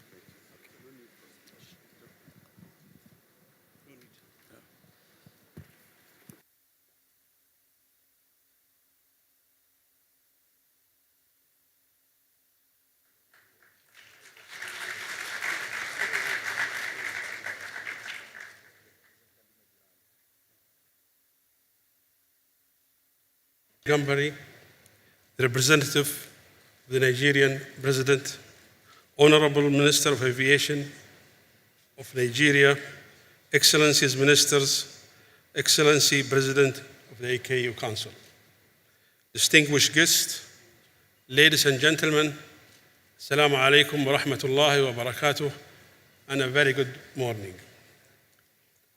I am delighted to be here with you today for the opening ceremony of the 14th International Civil Aviation Organization Air Services Negotiation Event ICANN in Abuja, Nigeria. I would like to thank the Nigerian Civil Aviation Authority for the warm welcome and the kind hospitality. This event reflects how strongly the aviation world has emerged from the pandemic and is a testament to your authority's excellent planning and leadership. As we start the ICANN 2022, I am very confident by the end of this event, and due to the great leadership and organization of the Nigerian Civil Aviation Authority to this event, decisions will be made towards a world that is more connected, and many accomplishments will be achieved by the member states. Indeed, ICANN 2022 will create networking opportunities for policymakers, regulators, air operators, services providers, and other stakeholders. I would also like to take this opportunity to thank our AKU colleagues for their work to support the global aviation sector through enabling the state's civil authorities to come together for one goal, aiming for more bridging world and air connectivity. The Kingdom of Saudi Arabia remains firmly committed to strengthening and supporting AKU, as demonstrated by our Council membership and the $1 million commitment made earlier this year at the ICAO 41st Assembly to the No Country Left Behind initiative, specifically to support ICAO's work in developing countries. Saudi Arabia is also investing significantly in the areas of innovation and sustainability, reflecting the priorities of ICAO and our global aviation sector. GACA is committed to policy and regulatory work that delivers safe, efficient, and sustainable new transport solutions for our travelers. These priorities have been highlighted recently through the announcement of $170 million investment in new electric vehicle transport solutions in the Kingdom. Furthermore, the Kingdom has played a leading role through hosting the Regional Safety Oversight Organization, RSO, in efforts to enhance the safety programs of member states across the Middle East and North African countries. The Kingdom of Saudi Arabia, hosting the Middle East Aviation Security Cooperative Program, CASPMED, shows its efforts to bring together leading international aviation security experts to ensure the pursuit and implementations of the best practice standards. Our innovation and sustainability commitment not only refers to new technologies, but also making sure that our existing regulations are improved to cater to new challenges and opportunities. This is why GACA organized the Future Aviation Forum last May in Riyadh and initiated the Harmonized Air Travel Policy, a policy which was presented and endorsed at the ICAO General Assembly this year. This policy will provide passengers with better information and greater confidence in the event of future health emergencies. I would like to extend an invitation to you all to engage with us as we progress these initiatives to ensure that their contributions are truly meaningful for the aviation sector. Wherever you go across Saudi Arabia, there is an exciting sense of optimism as we are showcasing the opportunities in the Vision 2030 and the aviation strategy. There is a shared purpose as we work together to create a better future under Vision 2030. Every indicator shows we are heading toward where we want to be. The Saudi economy is diversifying rapidly. Investments in the Kingdom are booming. The strategy reflects the importance of the aviation sector to our Kingdom's Vision 2030 agenda.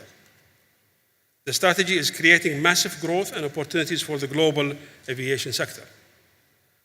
It will triple Saudi passenger numbers to 330 million passengers by 2030, significantly increasing cargo capacity to more than 4.5 million tons, unlocking $100 billion of investment. Equally important, a major target of the strategy is to increasing the Kingdom's connectivity to the world, from 99 destinations today to more than 250 destinations around the globe by 2030.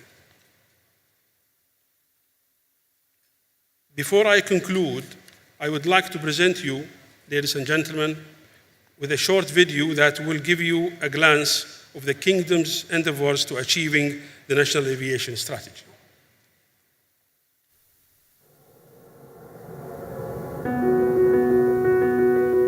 What makes opportunity take flight?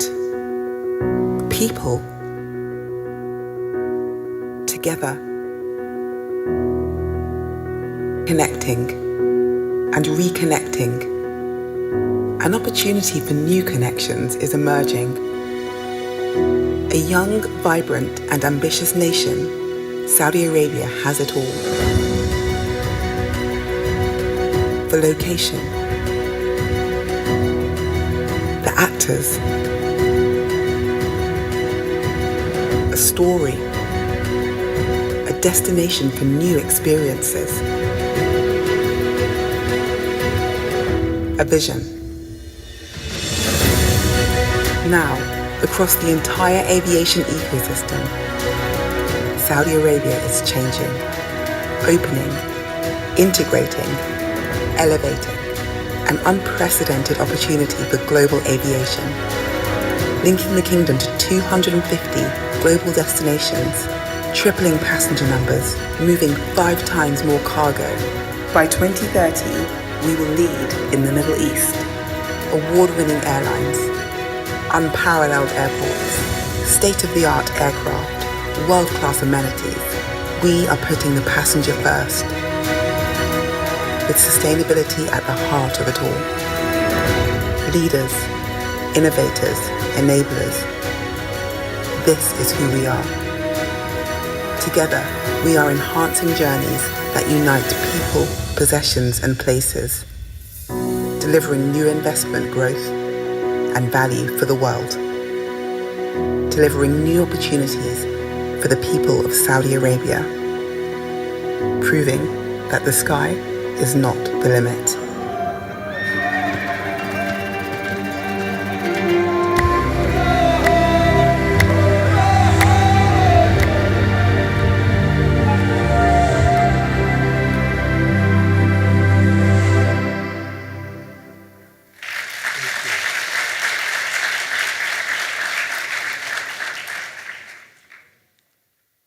Once again, I would like to thank our host, the Nigerian government, Civil Aviation Authority, and AKU for such great hospitality and organization. Here in Abuja, I am confident the outcomes of this event will lead to more connected world, faster and easier travels, and more cooperation between member states.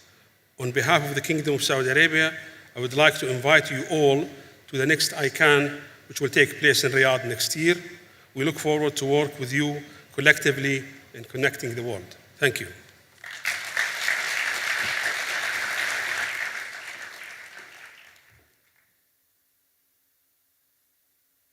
Negotiations,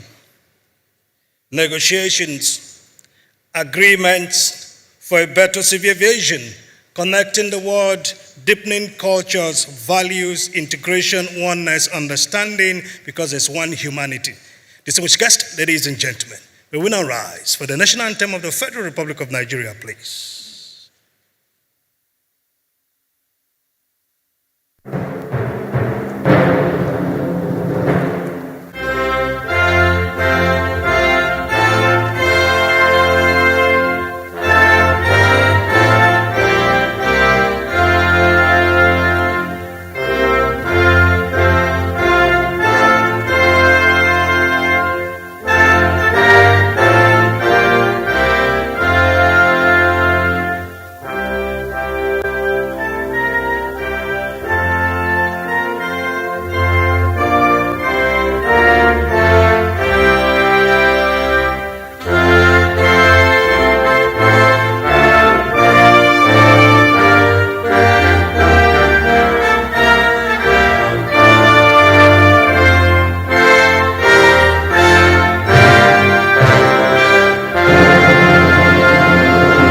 Please, as a mark of honor, may we remain standing as the representative of Mr. President takes his leave first. Let's just honor him as he leaves the hall. Few housekeeping announcements. Just borrow me your attention, distinguished ladies and gentlemen. First, before we proceed, I want to say to us that one, since we're all here, this should mean everyone has their badge already.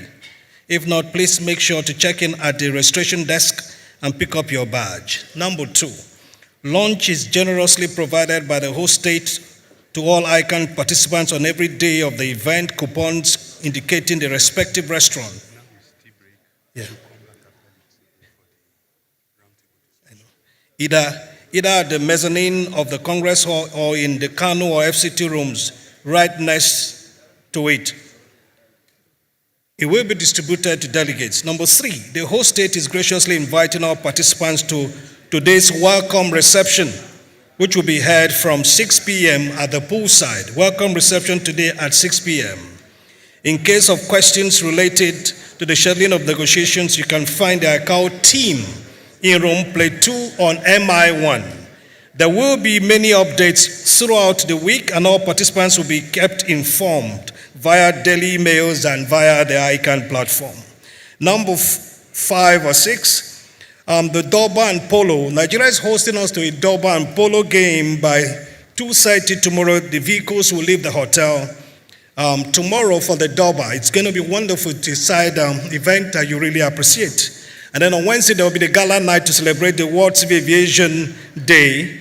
And it's going to be from 6:30 p.m. Further announcements will be made. Distinguished ladies and gentlemen, coffee break will be now for 30 minutes, and after that we'll come back for the roundtable discussions session. Roundtable discussion sessions, sharing experiences on liberalization of market access. Distinguished guests, we pause for now. The plane is cleared to land. Thank you very much. 30 minutes. 30 minutes tea break, please. It's at the foyer, just outside the hall. To my right, we'll have a 30 minutes tea break. Will signal to us to come in for the other session, please. Thank you. Yes, sir.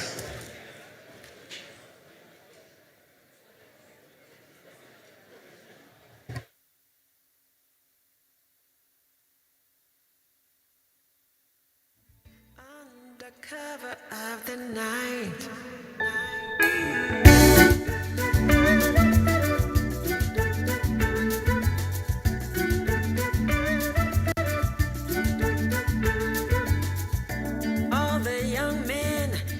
Rounded up, sent to the camps back in the jungle. People whisper, people double talk.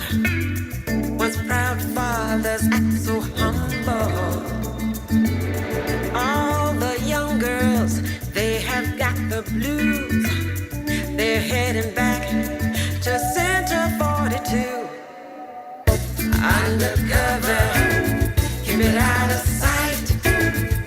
Undercover, keep it out of sight. Undercover, keep it out of sight. Undercover, keep it out of sight. Undercover, undercover, undercover, undercover of the night.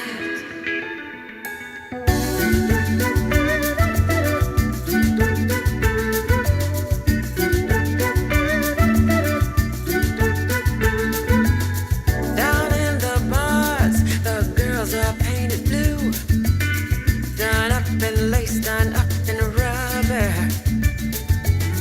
Their Johns are jerky G.I. Joes on R&R from Cuba and Russia.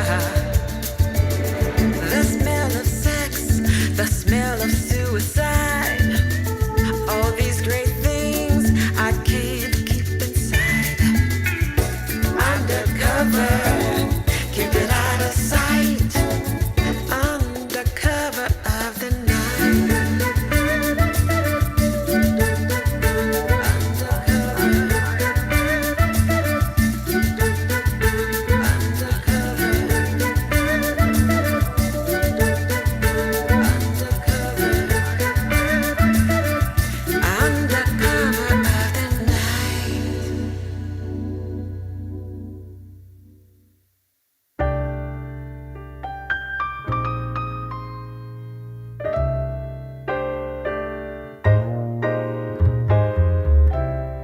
Trudging slowly over wet sand, back to the bench where your clothes were stolen.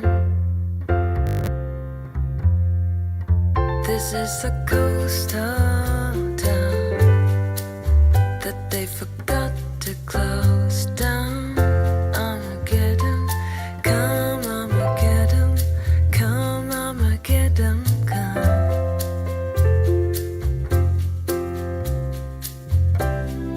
Every day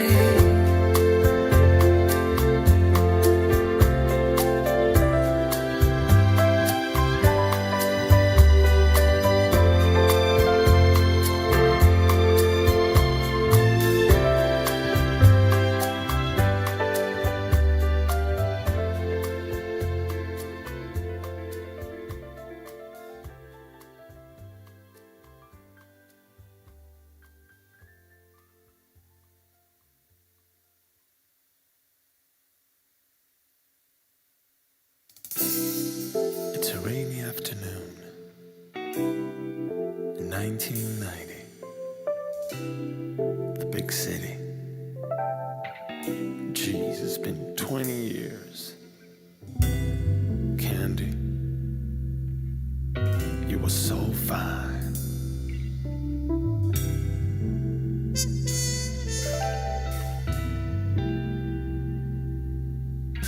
Beautiful, beautiful girl from the north. You burn my heart with a flickering torch.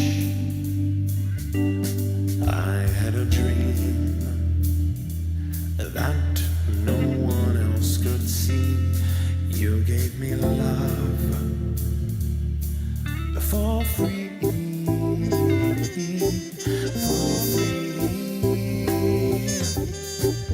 Candy, candy, candy, I can't let you go. All my life, you're haunting me, I loved you so. Oh, candy, candy, candy, I can't let you go. Life is crazy. A candy, baby.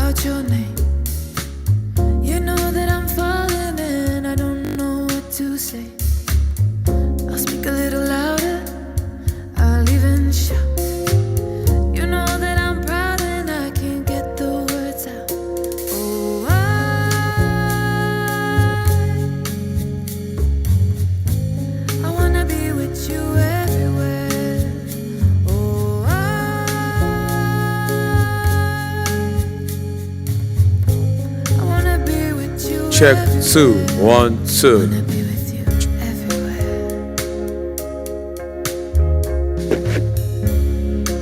Check 2, 1, 2. Something's happening to me. My friends Check say 2, I'm acting 1, 2. Check. peculiarly. So come on, baby, we better make a start. Check You 2, better make 1, it 2. soon before you break my heart. Oh, Check 2, 1, 2. I wanna be with you everywhere. Check 2, 1, 2.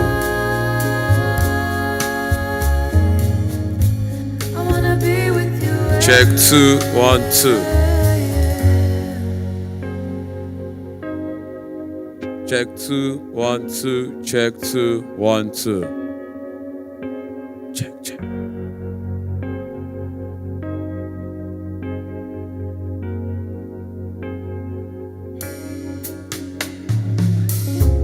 you hear me calling out your name? You know that I'm falling and I don't know what to say. Oh, come along, baby. We better make a start. You better make it soon before you break my heart. Oh,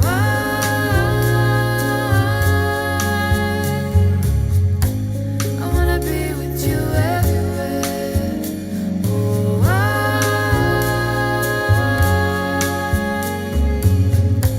I wanna be with you everywhere. I wanna be with you everywhere. I wanna be with you everywhere.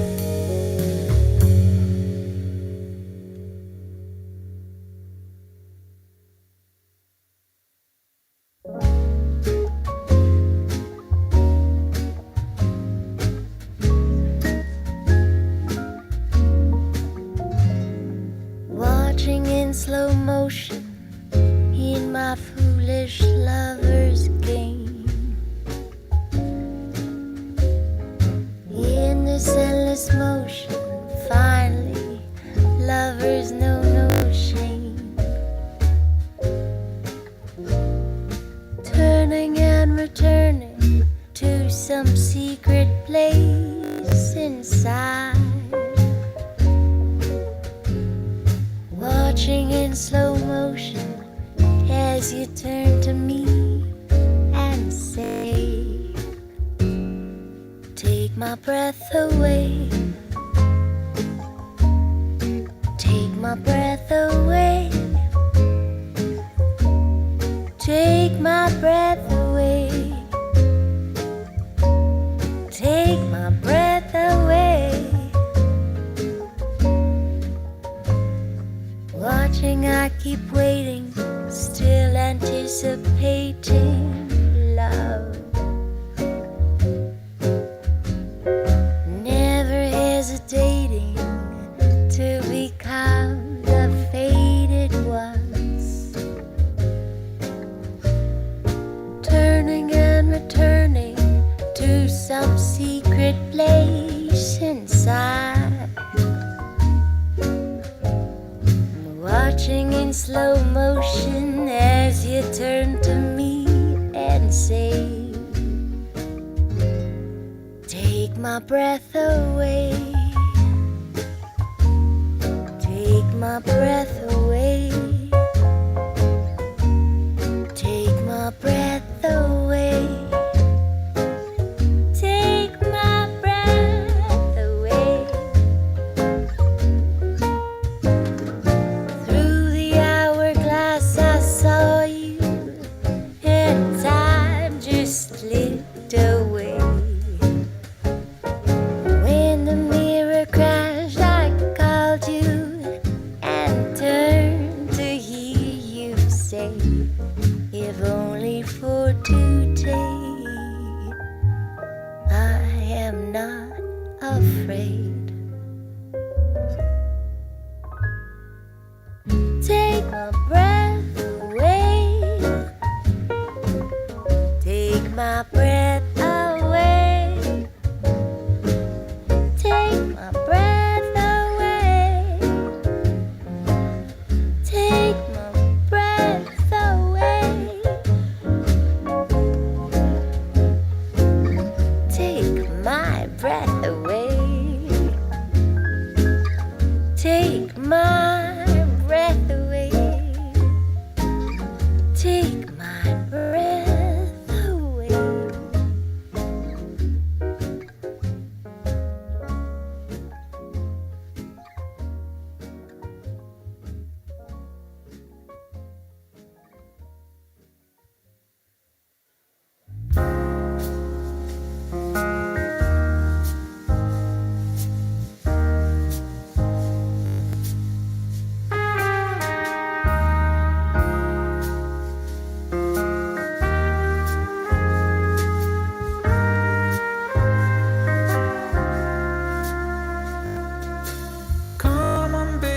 dry your eyes, wipe your tears. I never like to see you cry. Won't you please forgive me?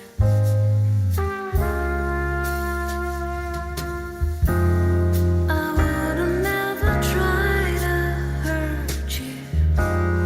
I just needed someone to hold me, to fill the void while you were gone, to fill the space of emptiness.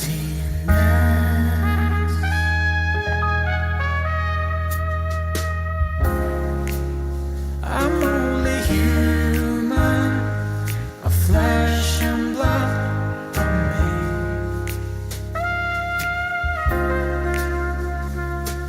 Human, born to make mistakes. So many nights I long to hold you. So many times I looked and saw your face. Nothing could change the way I feel. No one else could ever take your place. I'm only human, a flesh and blood of me.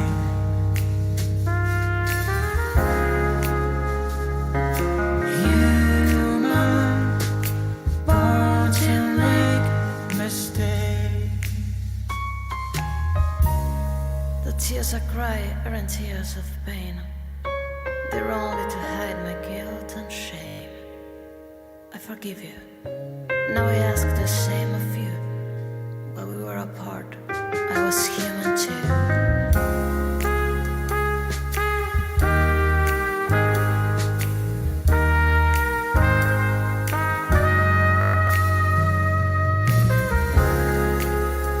I'm only human, a flesh and blood of me.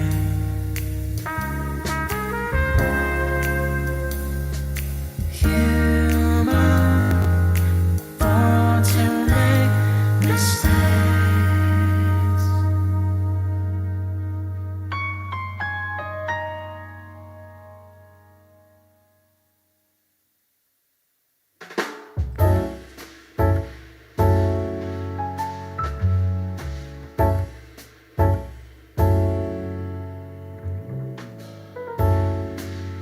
Here I go out to sea again.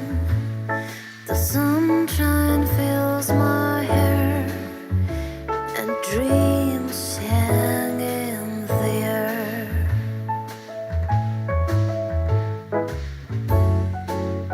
Ghosts in the sky and in my blue eyes. You know it feels unfair. There's magic anywhere.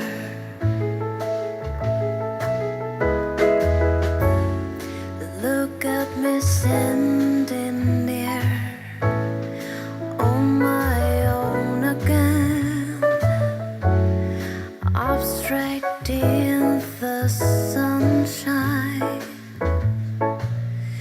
No need to run and hide. It's so wonderful, wonderful life. No need to love or cry. It's so wonderful, wonderful life. The sun's in your eyes, the heat's in your hair. The steam don't hate you because you're there.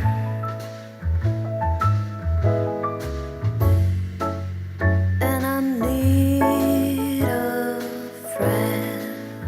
Oh, I need a friend to make me happy. No stand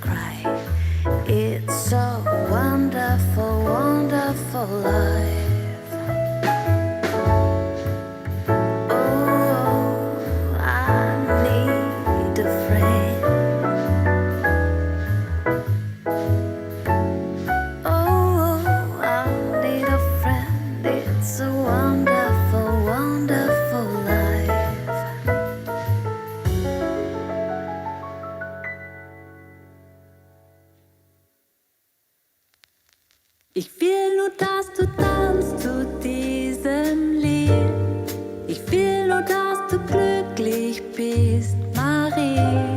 Ich will nur, dass du tanzt zu diesem Beat. Ich will nur, dass du glücklich bist, Marie. Auf Seite 12, da steht mein Horoskop. Heute treffe ich sie bei Neonlicht und Stroboskop. Bin nicht der Typ, der so auf Disco steht, aber heute mach ich das, was mir Frau Rogers rät. Und dann geh ich rein in dieses Etablissement. Sie stand direkt vor mir und das wusste ich schon. Oh Mann, wie stell ich mir jetzt bloß am besten vor? Verdammt, es ist so laut hier und ich schreie ins Ohr. Ich will nur, dass du tanzt zu diesem Lied. Ich will nur, dass du glücklich bist, Marie. Ich will nur, dass du tanzt zu diesem Beat. Ich will nur, dass du glücklich bist, Marie. Verschwitzen Menschenmassen, reckeln sich und mich. Steig über Scherben, du, ich suche nur dich. Ich kann nicht erkennen, in meine Augen brennt der Rauch wie eine Marie-Erscheinung.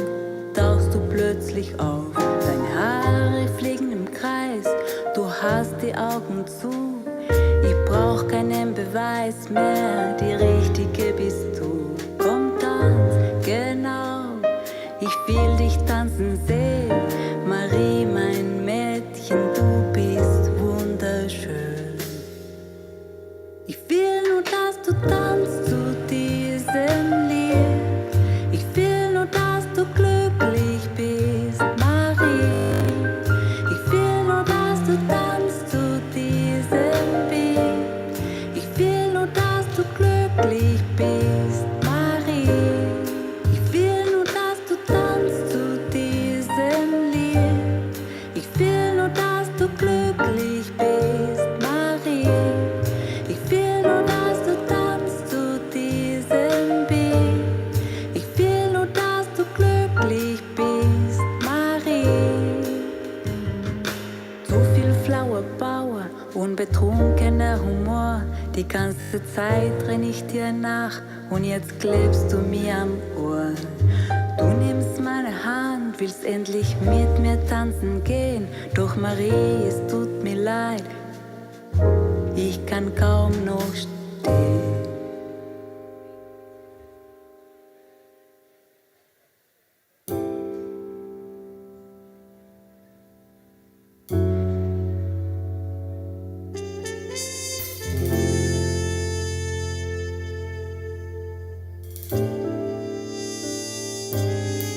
You know you love me, I know you care. Just shout whenever and I'll be there. You are my love, you are my heart, and I will never ever be apart. So reuniting, girl, quit playing. We're just friends, what are you saying? Said there's another, look right in my eyes. My first love broke my heart for the first time, and I was like, baby, baby, baby, ooh, oh, baby, baby, baby, ooh, baby, baby, baby, ooh. Thought you'd always be mine. For you, I would have done whatever, and I just can't believe we ain't together. And I wanna play it cool, but I'm losing you. I'll buy you anything, I'll buy you any ring. And I'm in pieces, baby, fix me. And just shake me till you wake me from these bad dreams. I'm going down, down, down. And I just can't believe my first love won't be around. I'm like, baby, baby, baby, ooh, like baby, baby, baby, no, baby, baby, baby, ooh. Thought you'd always be mine, baby, baby, baby, ooh, like baby,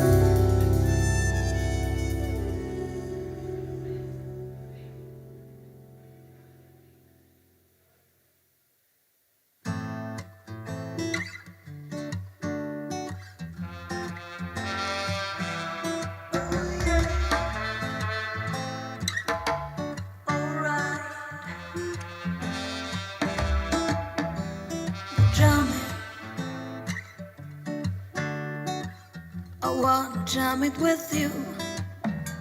We're jamming, and I hope you like jamming too. Ain't no rules, ain't no law, we can do it anyhow. Cause I will see you through. Cause every day we pay the price with a little sacrifice. Jamming till the jam is through. We're jamming. To think that jamming was the thing of the best. We're jamming. And I hope this jam is gonna last. The bull can stop us now. We neither beg, no, we won't bow. Neither can be but no sword. We all defend the right. Judge our children must unite. Your life is worth much more than gold. We're jamming, jamming, jamming.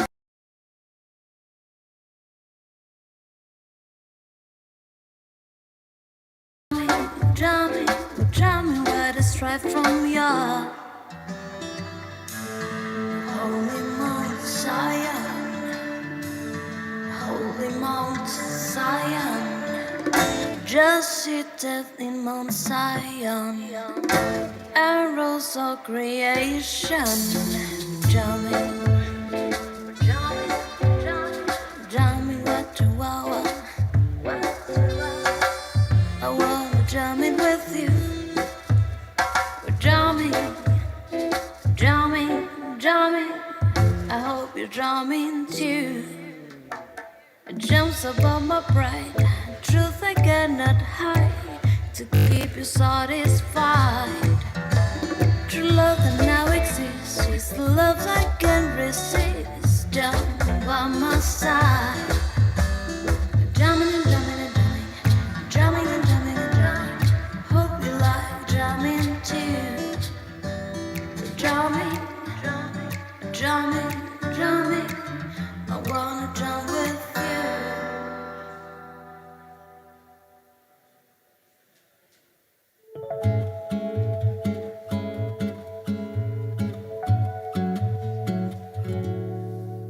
Well, I'm riding down the road trying to loosen my load. I got 7 women on my mind.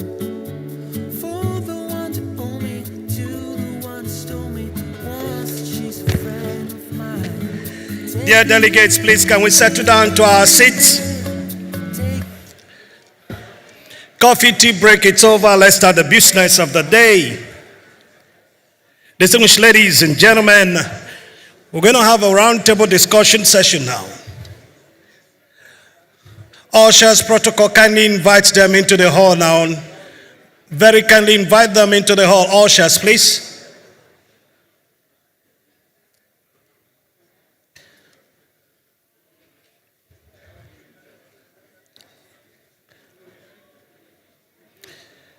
Our amiable Permanent Secretary, Federal Minister of Aviation, Dr. Emmanuel C. Meribole, we celebrate your presence. Thanks so much for being here and still keeping us in lieu of this very important occasion. Thank you, sir. We appreciate you for all you're doing for aviation, our amiable Permanent Secretary. ICAO reps, CAs of state, country representatives here, please can we settle down to our seats? Distinguished guests, ladies and gentlemen,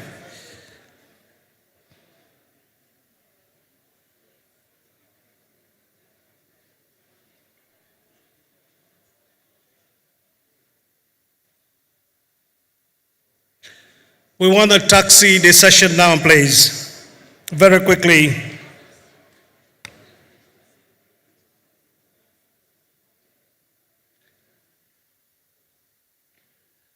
Let me invite first the panelist and the moderator of this session, roundtable discussion, sharing experiences on liberalization of market access.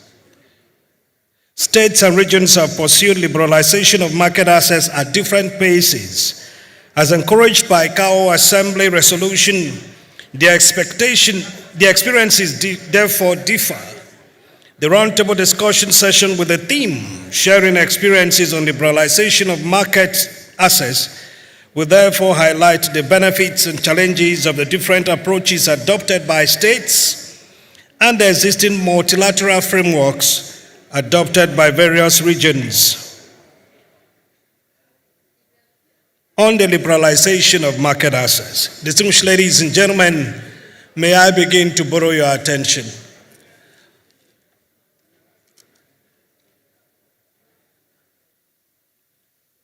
Permit me to ask or return back to our seats, please.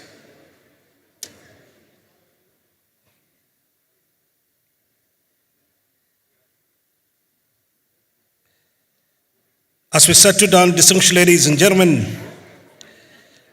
let me invite the moderator of this session, Mr. Mohammed Khalifa Rama, Director, Air Transport Board, to have his seat. I call. One round of applause for him.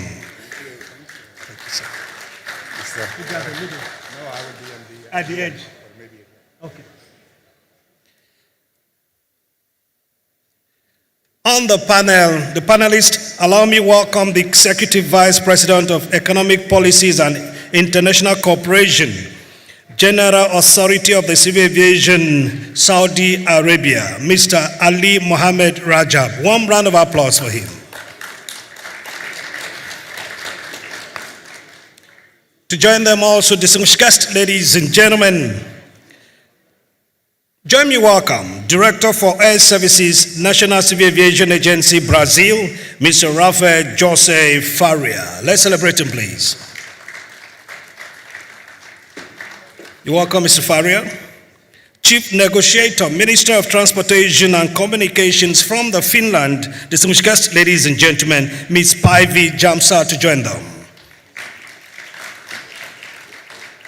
Assistant Director for Negotiations, Department of Transportation, United States of America, Ms. Kristen Gatlin. Let's celebrate her, please. You're welcome. Our own Amazon, Secretary General of the African Civil Aviation Commission, Ms. Adefunke Adeyemi, to join them. Celebrate her, please. Senior Advisor to the Director for Aviation and Chairman of the European Union Air Safety Committee, European Commission, Mr. Peter Bombay, to join them, please.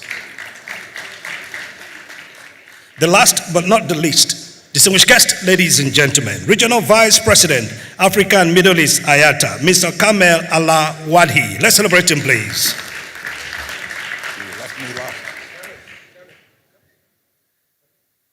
So as we settle down, I will yield the floor to the moderator to drive this session. One round of applause for all of them, please. Ladies.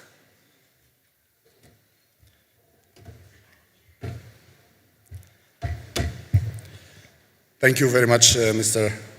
Master of Ceremony, for the warm introduction. Good afternoon, Excellencies, ladies and gentlemen. It's my pleasure to moderate this session today in the vibrant city of Abuja. And I can tell you that this session is not for the faint-hearted, as our poet has said this morning. So the roundtable discussion of this year ICANN is about sharing the experiences on liberalization of market access. In fact, all of us coming here to ICANN and conducting bilateral air services meetings, all of us are contributing to the improvement of the global connectivity, and this supports the businesses and brings the numerous socioeconomic benefits. To maximize the benefits of air transport, we need to harmonize our regulatory framework and also to expand into new markets and removing the regulatory barriers from the air industry.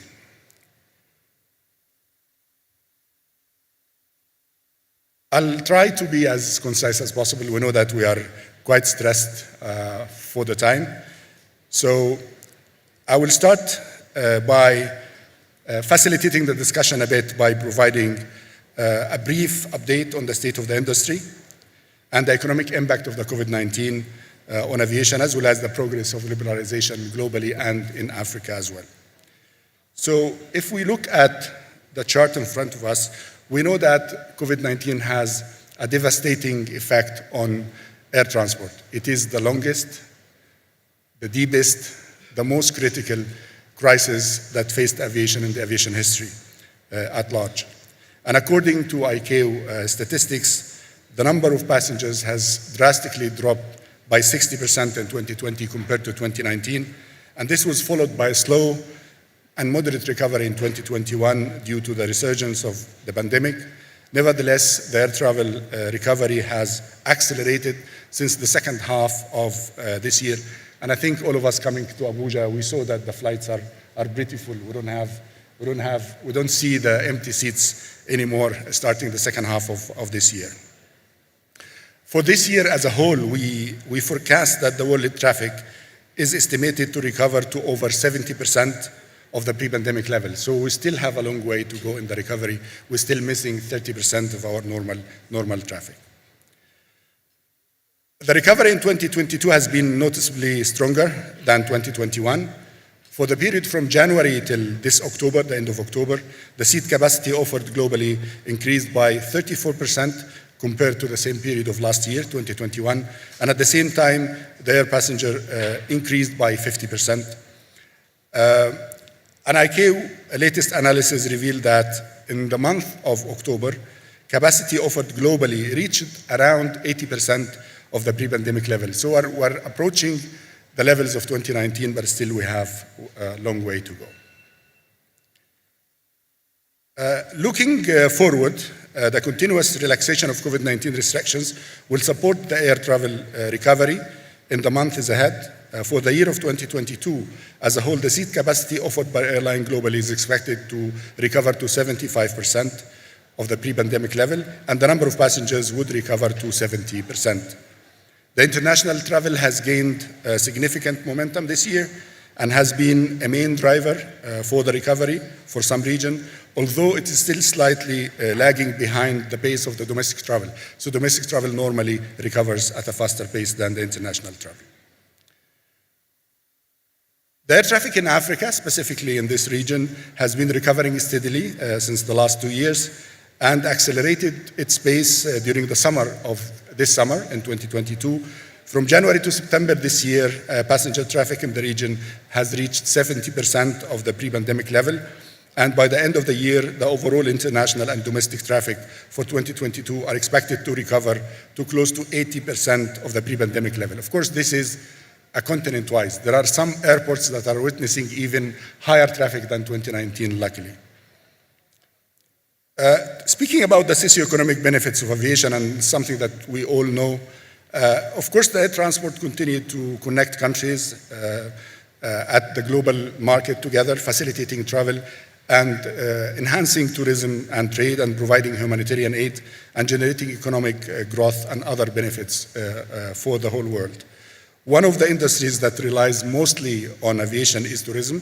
Every year, over half of the international tourists arrives at their destination using the air transport. So air transport is also a driver of the global trade and e-commerce, although air transport of trade and e-commerce represents 1% of the volume, but represents 35% of the value of the world trade globally. According to the estimates prior to the pandemic, the total annual economic impact of the global aviation reached $2.7 trillion, around 3.6 of the world GDP, and the sector also supports a total of 65.5 million jobs globally. Of course, we see the impact of COVID-19 on those numbers, so beyond the severe decline in air traffic and associated industry financials, the reduction of jobs and economic activity supported by aviation has been drastic. It has been estimated that the contribution of aviation to GDP has reduced from $2.7 trillion to $1.7 trillion during the pandemic, and the jobs supported by the sector have dropped also to 42 million jobs compared to 65.5 million jobs in the past. Talking about the global and regional liberalization progress, the liberalization of market access contributes to the development of air transport in multiple ways. As we said before, it creates more connectivity and provides travelers with more access to air services and also increased competition, all of which resulted in higher traffic levels. Over the years, liberalization has progressed at different paces across states and region, and in the next slides we'll be speaking more in details about these progress. The number of open skies agreements continue to increase. In 2016, we recorded in ICAO 900 open skies agreements that were signed involving more than 150 states. But as of May 2022, this year, this figure rose to more than 1,000 open sky agreements. And these agreements contain at least free capacity determination of third and fourth freedom rights. The number of agreements that liberalized the market up to the fifth freedom also increased to more than 720 in 2022. Meanwhile, liberalization for up to the seventh freedom rights increased to more than 160 agreements. Of course, there is in addition to the cabotage, so several cabotage agreements were also concluded by states, which significantly indicates the benefits to the states who are using this system. States that have liberal air services agreement also increased over the years. Before 2016, there were 48 states with at least one liberal air services agreement. By 2020, the number increased by 12.5%, which represents 28% only of ICAO member states, as shown in this slide. The African countries have long recognized multilateralism integral role in fostering development, prosperity, and peace.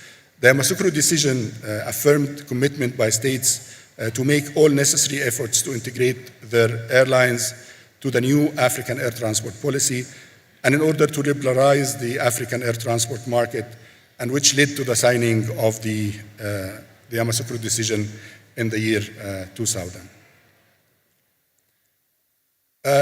The outcome of the Assembly, 24th Assembly, and first let me tell you that in 2015, the Assembly of the Heads of States of the African Union, during the 24th session, established the Single African Air Transport Market, the SATM, and the solemn commitment towards advancing concrete and unconditional implementation of the Yamoussoukro decision.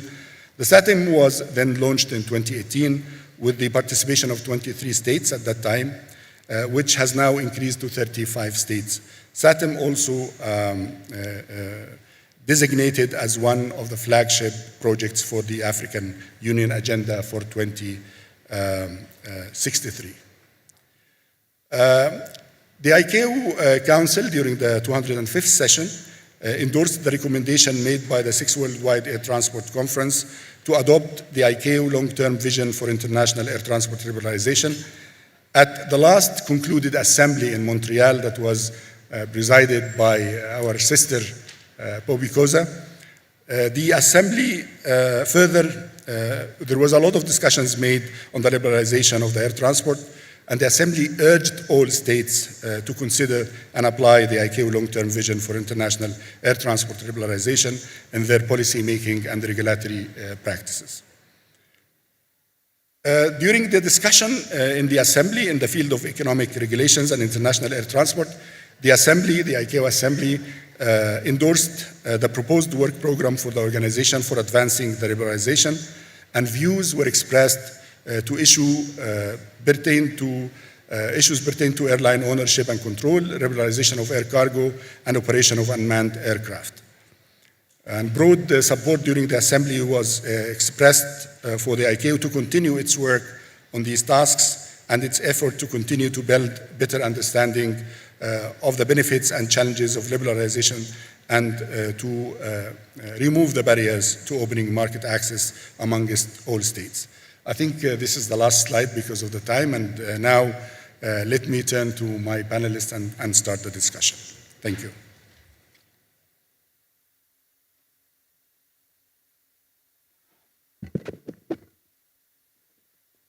So, as the moderator has introduced the distinguished panelists, we will try to start the discussion with some preset questions, and then we open the floor for questions from the floor or through the app or through the platform, the online platform. I'll be taking them on my phone while we are in the discussion. And my first question will go to Mr. Ali Rajab from Saudi Arabia. So Ali, welcome to the panel. And as we all know, the available data shows that liberalization has resulted in continuous growth of traffic, enhanced connectivity for states and regions, and the emergence of stronger air carriers, competitive fares, and more passengers-friendly airports. So despite these significant benefits of liberalization, why are some states yet to fully liberalize their air transport industry? And please shed light on the experience of Saudi Arabia in this regard. Over to you, Ali. Thank you, Mohammed. I think this is a very good question. To answer you precisely, it depends on how good you want it to be or how bad you want it to be. And that depends on the country level of maturity. If the regulations mature enough, I think they will benefit more than other states who would have less mature regulations or infrastructure. But in any case, always liberalization and regulations is good, leads to more competition, leads to more better quality, leads to more options to passengers and travelers, and leads to more cheaper or less prices than expected. And in the case of Saudi Arabia, we have done a massive regulation review, not only on the air transport policy, but also in airports and ground handlers and navigations and other services that consider to be stakeholders on the aviation arena. When it comes to air transport, we have around 118 air services agreements that have been signed with other countries or initialed at least. 1/3 of that number is open sky or unlimited movement, whether in passengers or cargo. 6 of them is with 6 nations in Africa, and we're looking forward to increase that number. And we are moving toward opening in more flexible regulations when it comes to air transport, whether that through air service agreements and leaning to toward more liberalization and our approach, and also in cargo. As His Excellency mentioned today, we have a strategy that been launched last December, 2020 December, an ambitious strategy. We need to reach to 330 million passengers by 2030. In order to reach that number, you need to have a massive liberal approach, not only in the air services agreement, but also at the other stakeholders. That's from one side. From other sides, you need to have harmonized regulations, not only on the air transport or air services agreement, but also the other component of the industry.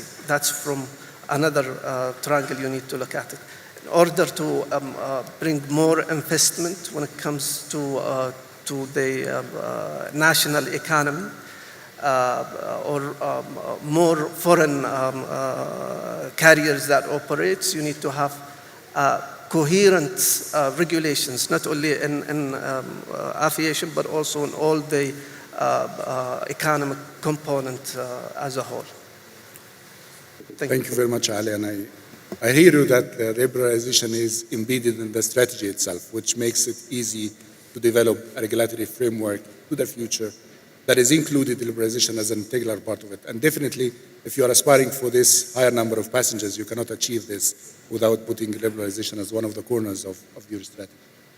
Now, let's get the impression from another part of the world. Let me talk to Kristen from the US, because the US has quite an interesting experience on liberalization. And if you can, Kristen, please, from your perspective, how will you describe the experience that you have done in the United States in terms of benefits and also challenges? Because the fears that we have some point is that the challenges are higher than the benefits. So give us your perspective, what has happened in the United States in the past decades, and where are you now in the liberalization issue? Thank you very much. Thank you. As many of you know, this is the year marking the 30th anniversary of the U.S. Open Skies policy.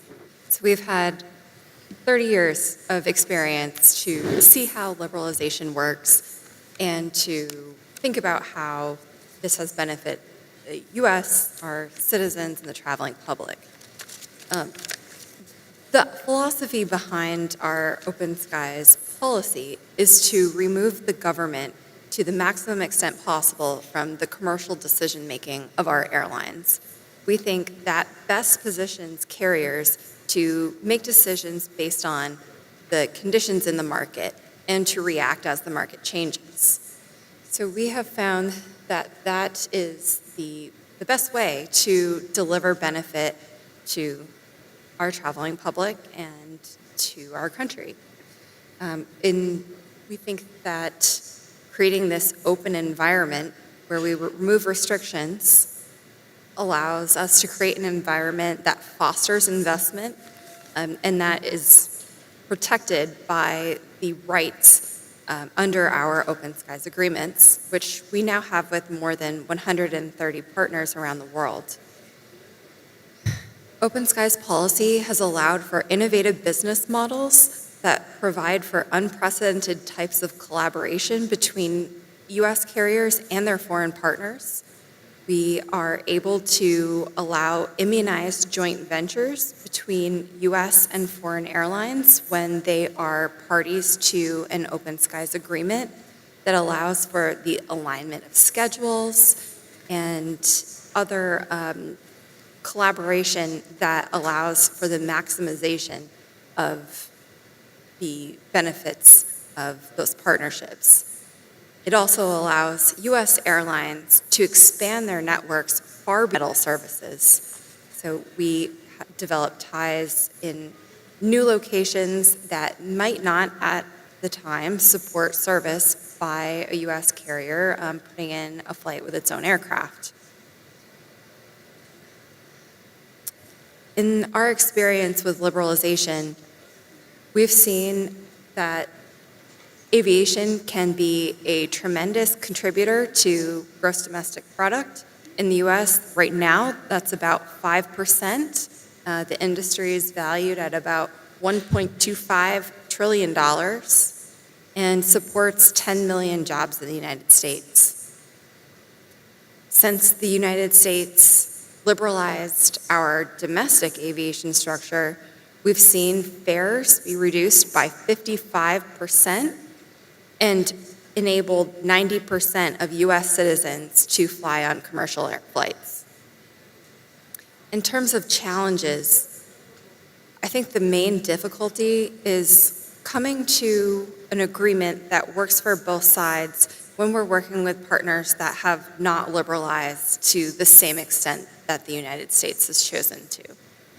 We do have a policy that provides for some baseline requirements for all of our air services agreements. So sometimes it's difficult to pass those barriers when other countries do not have the same perspective, and that leaves opportunity on the table that is unable to be realized.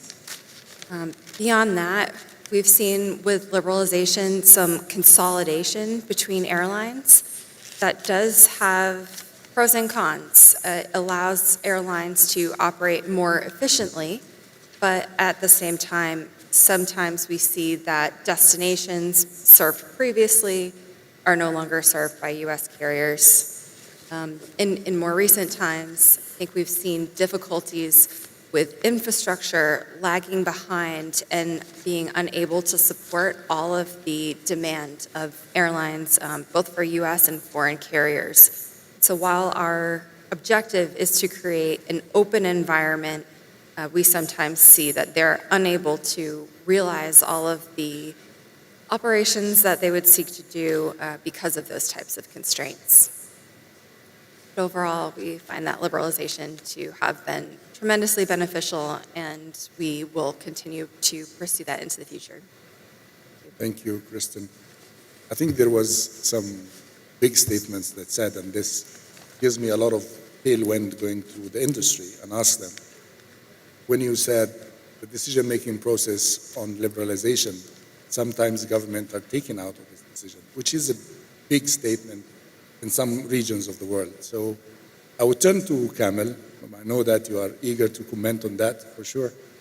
But I want also to know from IATA's point of view, do you think that globally harmonized, liberalized regulatory framework is necessary or urgently required at this stage and should be pursued through a gradual process, bearing in mind that liberalization is a process, a continuous process, not a one-time decision? Over to you, Kamel. Thank you, Mohammed, for first of all inviting me to this panel, and thank you for the question.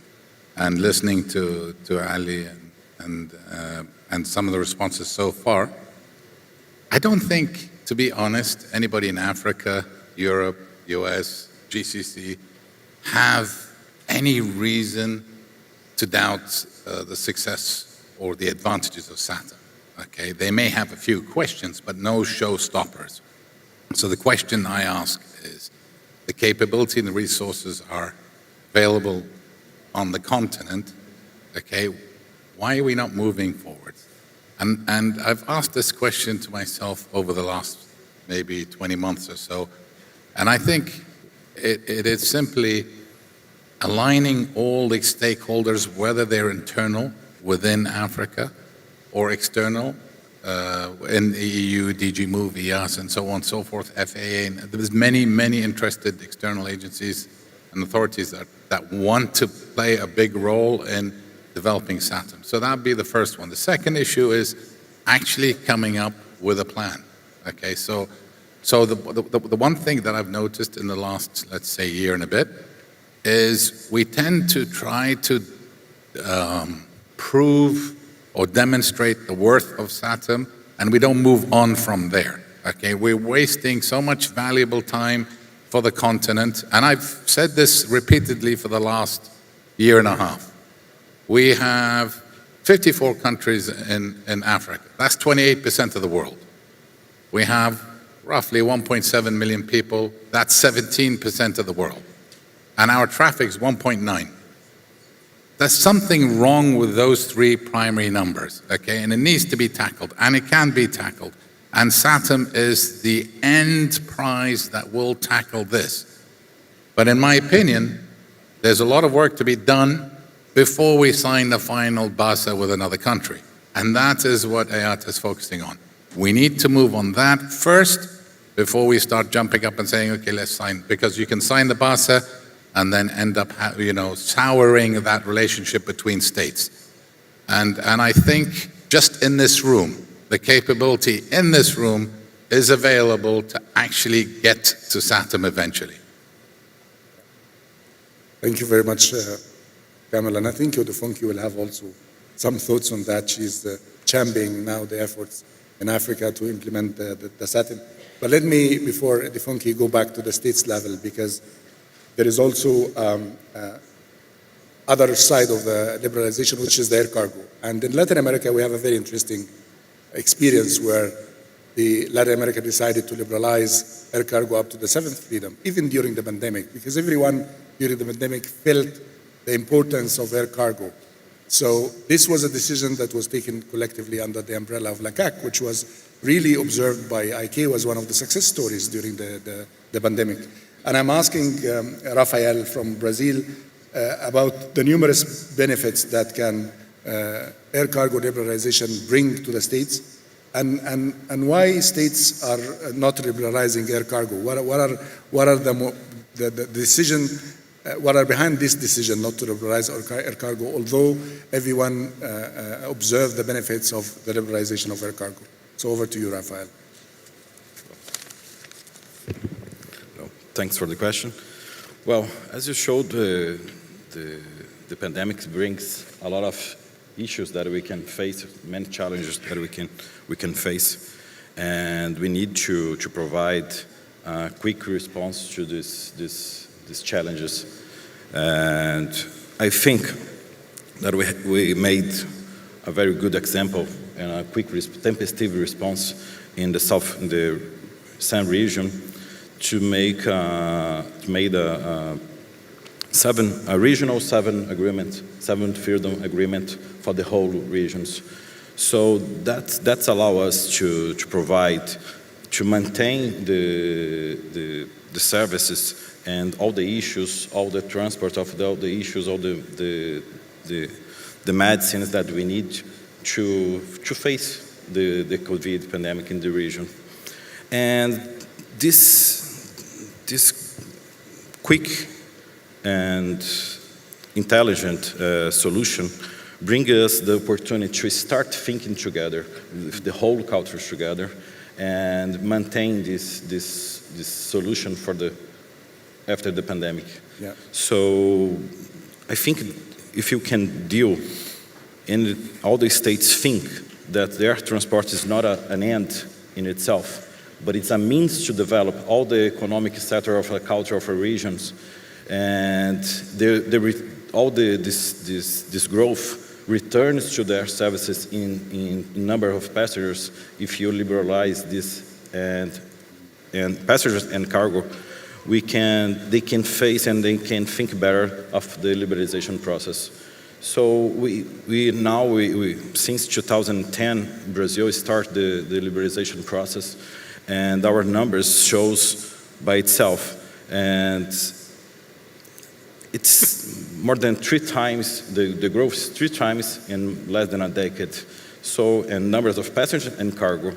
So and analyze the data that we have is not only the national carriers that grow, but both, and the same rate of growth. Yeah. So the numbers soared so much. So I think that all the authorities need to rethink the way that they are seeing their transport systems, not an end in itself, but it's a means of growing for the whole economy. Yeah. Thank you indeed. It's a means of growing the whole economy, and the numbers you have said is really very indicative of what can liberalization bring, especially in air cargo. Now I'll move from Latin America to Europe, and I want to ask Päivä from Finland about your experience, because you have gone through the liberalization process. And how can states that gone through this liberalization process assist other states to decrease the level of fear from liberalization? Because most states who are really very protective, they have this fear to liberalize, to harm or damage the system or the national airlines. These are the fears that we're seeing in the region and in other regions as well. So how can states who've gone through the experience try to assist other states who really want to go, but they didn't take the decision yet? Thank you, and good morning to everyone. I would like to share our experience on liberalization. We have now about 20 years of experience, and I would say positive experience. Finland is part of the EU, as many of you might know, and that means we have very liberal air transport regime within the EU. So there is no restrictions on traffic rights. But also in our bilateral air transport policy, we are striving for liberal agreements. And at the moment we have about 50 air services agreements which are applied. We have found that this benefits both the users of aviation and the airlines. And I would like to refer to one figure to demonstrate how this has affected. So in year 2000, which is about at the beginning of liberalization, we had about 6 million passengers at the Helsinki airport. But just before COVID, in 2019, we had about 20 million passengers. So it was 4 times more. Now, of course, the situation is not exactly like that at the moment. But I think it demonstrates what happened to us when we liberalized our air transport relations. Then on the current situation, as we have now quite a liberal regime in air transport, and it has proven that since all the situation in the world, there's need to, as Finland has been connected strongly to Asia, and this is not the same situation as it used to be, there's need to find a new direction for the airlines to find destinations. And as we have a liberal framework, this has been possible without having to make many changes to our air services agreements. So we think it has been a good strategy in order to respond to the crisis and to enable profitable air transport for both to airlines and to passengers. So I would like to say that our experience has been very positive on liberalization. Thank you. Thank you, Barbara. I think this is very encouraging. Now in 2 parts of the world, we have seen that the traffic is not doubled, but maybe tripled after applying the liberalization. So going back to Africa, and I'm going to ask my sister, Defonki, I was at the government when we were preparing for the settlement, and I had the same fear, by the way, and I was still, the government back in Egypt still have a long way to go. But I remember those discussions that we had in the early days before 2018, on will this go to the EU, will be endorsed by the heads of states, and then we impose this on the countries to implement. It was a very heated discussion at that time. But Africa has gone a long way since the endorsement, and now there is still some challenges in the implementation. And of course, as SGO of CAC, you are seeing all the challenges in Africa. So please tell us how this single air transport African market can be implemented. And we all know the benefits, but what are the real challenges that Africa has? I think most of us flying to Africa know the hassle of getting to Africa. Rafael was flying to Europe first and then coming down to Africa on his flight. Same for many of us who are flying through different continents to arrive here into the region. So what are the real challenges? Why states are not implementing? And how can ICAO and other international and regional organizations help in pushing forward this file? Thank you. Thank you, my brother. I think let's start first with the question of size. So Africa is not a country. It is a continent of 54 countries in a landmass of 30 million square miles. That means that I can't just walk over to my friend's house in Uganda. No, it's huge. So aviation really is the sector that can transform connectivity for Africa. And the case has been proven. I think everyone on the panel so far has spoken to what the benefits are. So let's speak to what the potential benefits are for Africa. Assuming that all 54 countries were to open up their markets to each other on a fifth freedom basis, and I'll speak to what that means, then the potential benefits are almost an additional $5 billion in GDP contribution, additional 600,000 jobs across the continent, fare savings of about 30%, which I'm sure everyone in the room will appreciate given the cost of air travel across the continent, the convenience and choice for passengers, and so on. So these are the benefits, and they have been proven. Again, it is not something that we're trying to do newly in Africa. So what has really been the challenge? Again, the question of size. Fragmentation has been a serious problem of the airspace and air transport market in Africa. The fact that you have this number of countries in that size, but yet you have the market that is being handled almost like on a piecemeal basis is a big problem. Yeah. And size matters, whether we like it or not. You have to generate scale and scope. And if you're operating markets with 2-3 aircraft, going to a destination, point to point, 2 times a week, that's not scale and that's not scope. And so you can't really get the benefits that we need to see. So that fragmentation needs to be reduced. Yeah. And one of the ways to do that, of course, we have the whole journey of SATAM through the Yamoussoukro decision, whether it's 33 years or 23 years, depending on your, which school of thought you belong to. The journey has been on. But that journey, from that time to now, has only led to about 15% of fifth freedom penetration, which is point to point to point. That's what we need to see for true liberalization, at least as a minimum. So this plan of implementation, yes, it's important to have a plan. But also I want to caution that we shouldn't let the perfect be the enemy of the good. So we've been on 33 years journey so far, and in some cases I still hear, oh, we don't yet have the complete documentation, oh, we don't yet have, all of the safety elements, and so on and so forth. But we can start with what we have. We have 15% of fifth freedom liberalization, so we don't have the scale of a true air transport market in Africa. That's because when states negotiate and come to this kind of, to Ican, a lot of the states in Africa in particular negotiate on a point-to-point basis. That doesn't generate liberalization. So what we need to see and what we're encouraging our African states to do is to negotiate on the basis of the Yamoussoukro decision, which has an approach that allows African states to negotiate from first to fifth freedom all in one go. Different approaches from different parts of the world have done it differently. And I'm sure Europe will speak to theirs, ASEAN, and so on. People have done it differently, but ours allows that. And so it's another opportunity for us as Africa to try to leapfrog this liberalization journey from where it is without having to go in different batches. So what's the plan for AFCAC, and what are we trying to do in collaboration with our stakeholders? So we have numbers, many numbers. Number one, 45 states have ratified the YD. Wonderful. 35 states have signed the Solon Commitment. Also wonderful.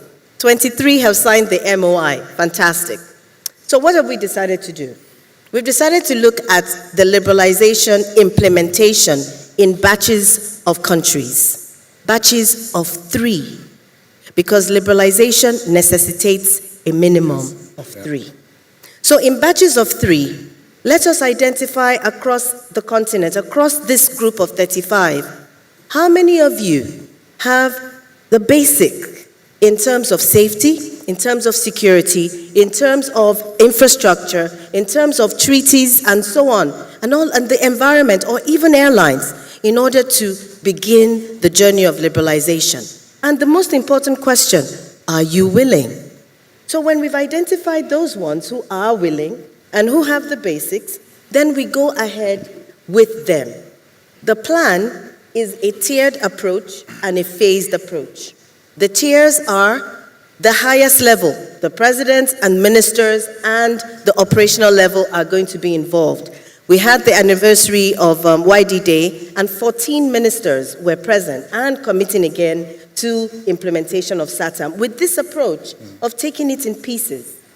So there was excitement and there was renewed commitment from the policy level that we will go ahead and implement. Yeah. I believe that many of those ministers have indicated to those who have come to negotiate here that go ahead and negotiate with your fellow African countries on a fifth freedom basis.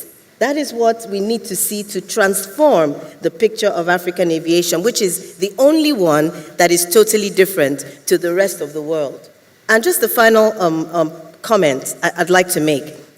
During COVID, I think it was in June 2020, I was looking at this tool called Flight Radar 24, and the skies over Africa were totally empty. But the skies over Europe were still flying. It was still busy.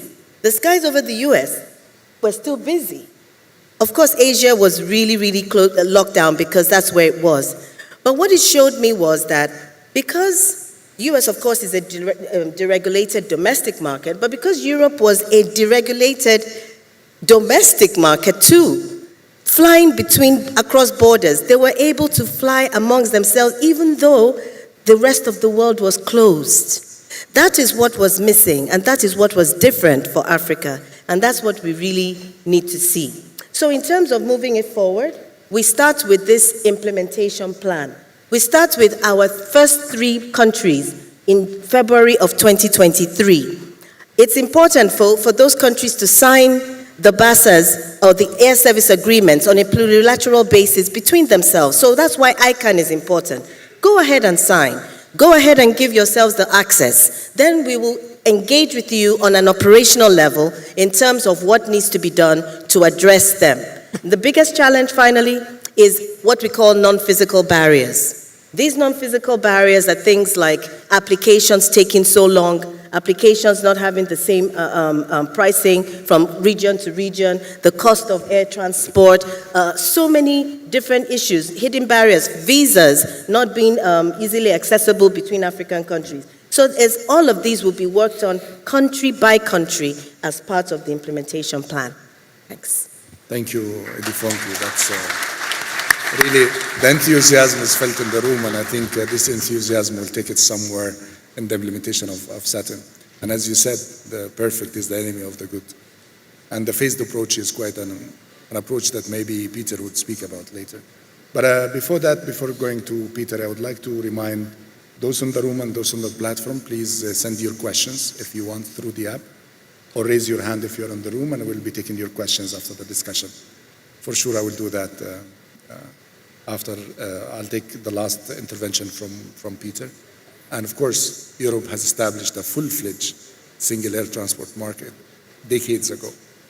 And you have gone through the process. And so please tell us about your perspective, what the approach that was taken, what was the challenges, and how do you reach to that level where, I remember in April 2020, the international traffic, I remember 18th of April was the worst day in international traffic, where international traffic almost came to 0. That was really painful to see this number, that the world comes to a standstill. This is very frightening. So, but still, aircraft were flying in Europe and the US, of course, as domestic markets. So Peter, I don't want to tell you how much you can support this area of single air transport market. How can you benefit other regions like Africa in implementing the Saturn going forward? Thank you. Yes, thank you, Mohamed. 2 weeks ago, Adefunke was in Brussels, and we had to speak at the same event, and stupidly enough, I offered her to speak first. And then afterwards I got angry because I realized that speaking after a very passionate speaker makes you feel very dull afterwards. And now she's doing it again.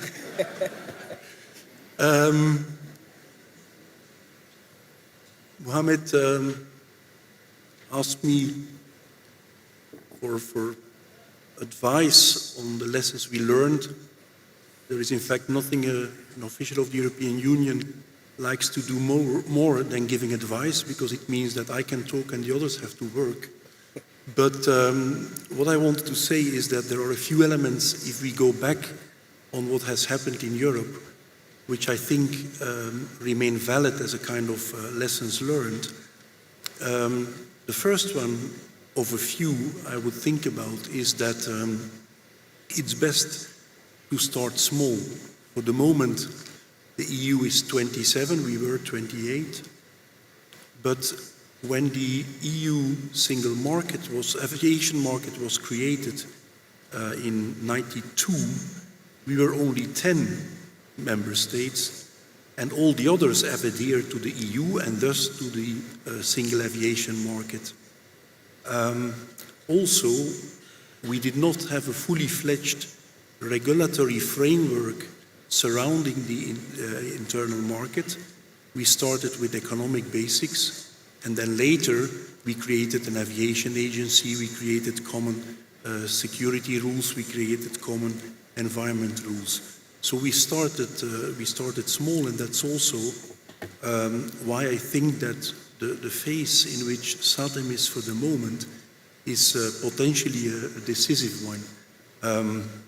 A lot of very capable people have done a lot of very capable work on SATEM, but I think it's fair to say that the effects on the ground have been limited.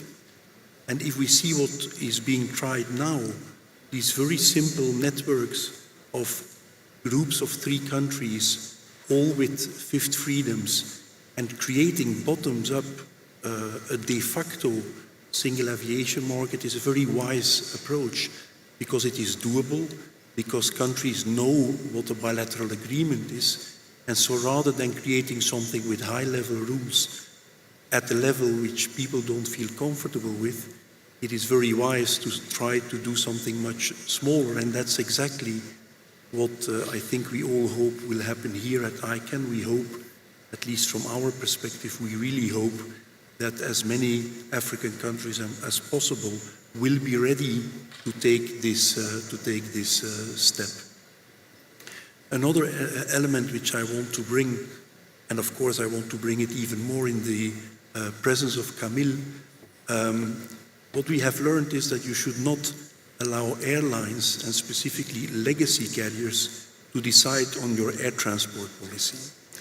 Because legacy carriers are often protected, and once you're protected, you feel a bit afraid of competition. When the single aviation market was created, which by the way did not go from one go and with one big bang, but took a number of years and various points and degrees of liberalization. But throughout this process, many of our legacy carriers were in fact opposing this creation, because they feared that their market share would reduce in the creation of this market. Now, the lesson I would have with this in the back of my mind is, do focus on the size of the pie, do not focus on who eats it. What I want to say is, any exercise towards the creation of a single market will end up always, everywhere, in traffic growing very, very considerably. And of course, some carriers will see their market share becoming a bit less, but the pie is so much bigger that their total amount of traffic has been growing as well. In the EU in '92, a few of the classical European legacy carriers all had the biggest market share. That is not the case anymore. Wizz Air and Ryanair are the most important carriers intra-EU for the moment, but all carriers, save a very few inefficient ones, saw that the amount of traffic doubling, tripling, or even more. So these are a few elements which I would deduct from what has happened in Europe, and some of which I hope will also be useful in the creation of SATEM. Thank you very much, Peter. And I'm giving you the speech last because then you don't have a chance to spend more than 20 minutes speaking. But that's fine. We'll come back to you. I think we'll have some questions from the floor, and I can see the distinguished representative of Kenya to ICAO, Ms. Charity Musila, wants to ask a question. So if you can hand over the mic to her, please, at the first row. And there is another question. I will come back to you. But can we have a mic in the first row, please? Thank you.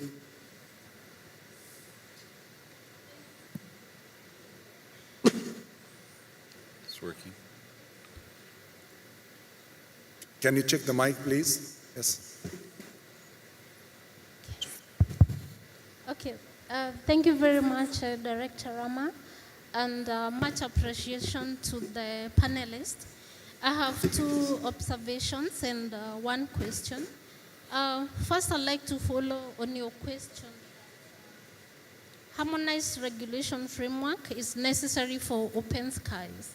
I didn't hear the response from the panel, but definitely it is yes. It is true, it's very necessary for the open skies. But Sorry, can you raise your voice a bit because okay, the mic issues here. Yeah. So following on your question about harmonization of regulatory framework to support the open skies, the response is definitely yes, it's necessary. But the reality on ground is, while we know ICAO is the global organization responsible for harmonization of requirements, which translates to regulations through domestication of states, we are increasingly seeing regional requirements that our operators have to, in addition with the ICAO requirements, they have to meet. For example, the FA Category 1 requirement, the EU requirements, and this brings the question of the cost of compliance to airline operators, especially those with startup, that we need to address. My second concern is about the capacity of our African operators to actually exploit liberalized open skies. If we look at the statistics, out of the 1,000 air service agreement already entered, how much of that is the African air operators exploiting? Are we saying we have fully exhausted the existing bilaterals? As much as I fully support the idea of open skies, I also see a deficiency in the capacity of our own operators to serve the open skies. And the question is to our partners and our able Secretary General to AFCAC, what are we doing to capacitate the operators? We see so many startups in startup airlines, but we also see legacy air operators in Africa struggling. How are we capacitating them to actually exploit the liberalized open skies? Thank you.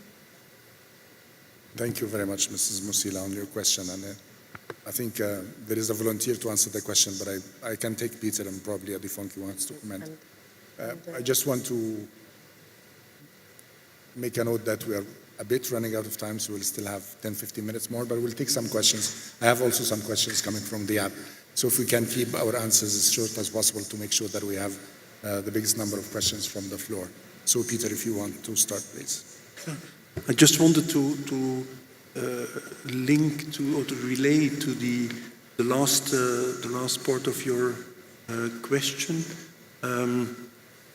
In many countries, and we had the same in the EU, countries have or had a national carrier before there was traffic, and then with their national carrier, they tried on a protective basis to get traffic to serve that national carrier.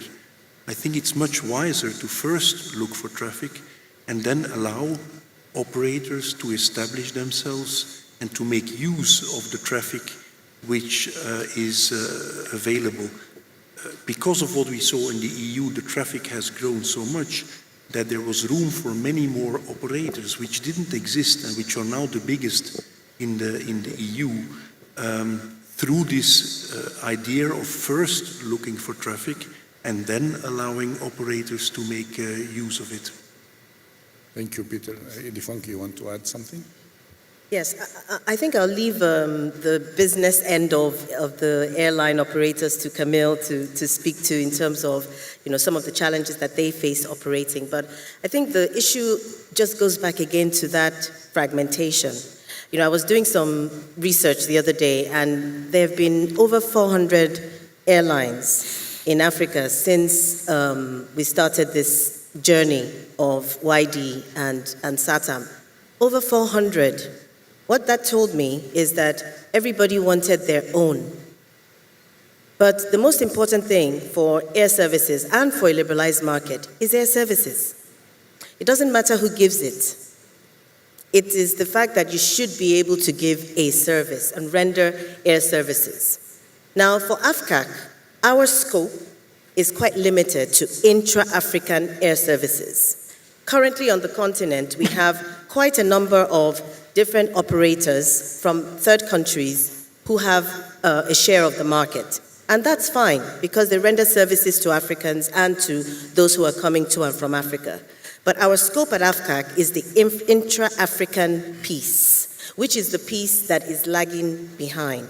So how can states support?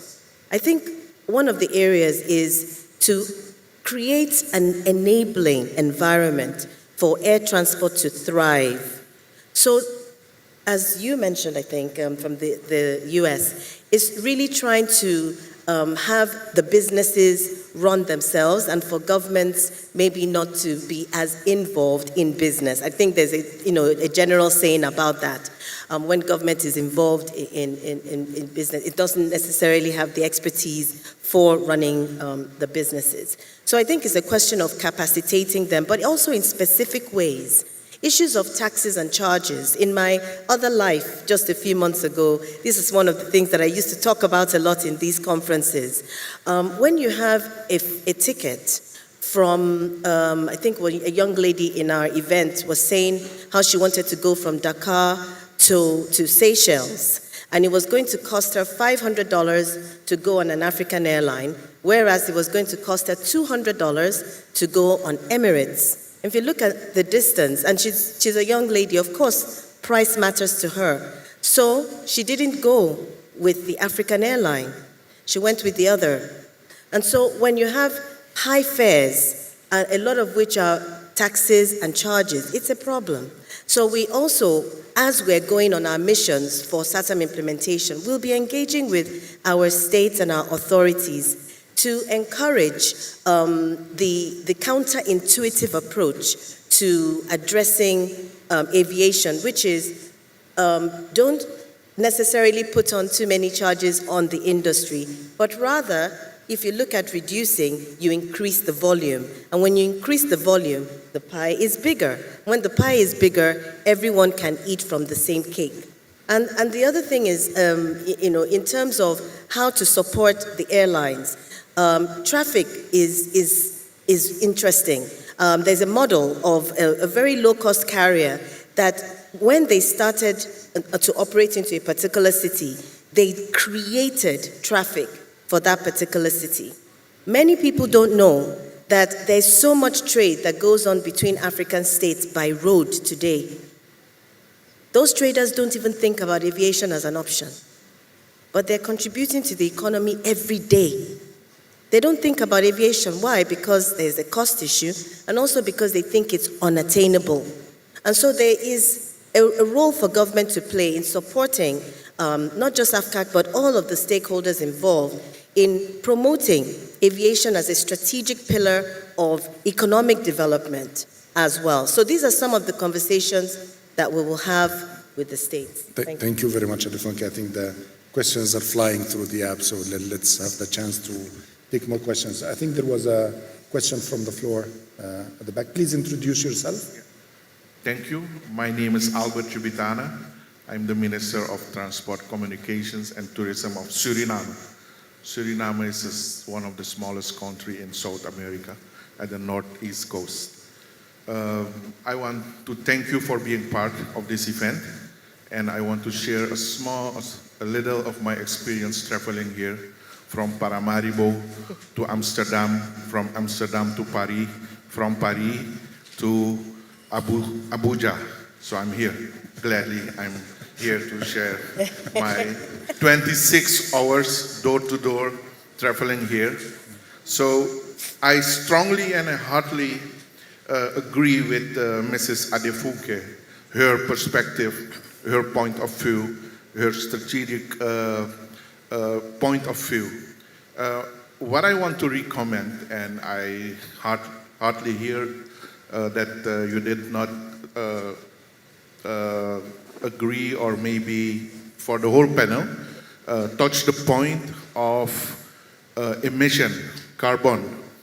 Suriname is one of the greenest countries on earth and with negative carbon. And I'm glad that we will sign with 7 countries here, and countries like Oman, Rwanda, and so on. I think I'm glad that I'm here. But I want to recommend that not only focusing on developing more routes, but effective routes, because I feel very bad. Bad not because of the 26 hours traveling here, but I'm polluting the world traveling that much miles. So traveling from Paramaribo to Rwanda or to Nigeria would have been approximately 7-8 hours. So you see, I'm polluting the world with 18 hours traveling extra.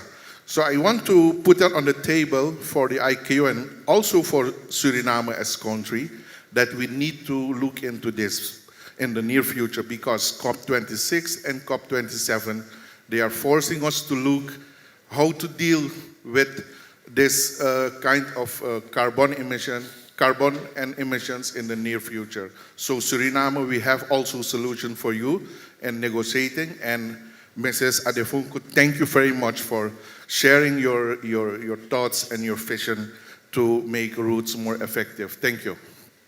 Thank you very much, Honorable Minister. Actually, he puts another layer of pressure on us, which is the environmental pressure as well. And as you clearly elaborated, that we are not only putting economic burden, but we are also polluting our universe. And if we are going to reach the zero emission by 2050, I don't think that this is the way we should go in the next 30 years.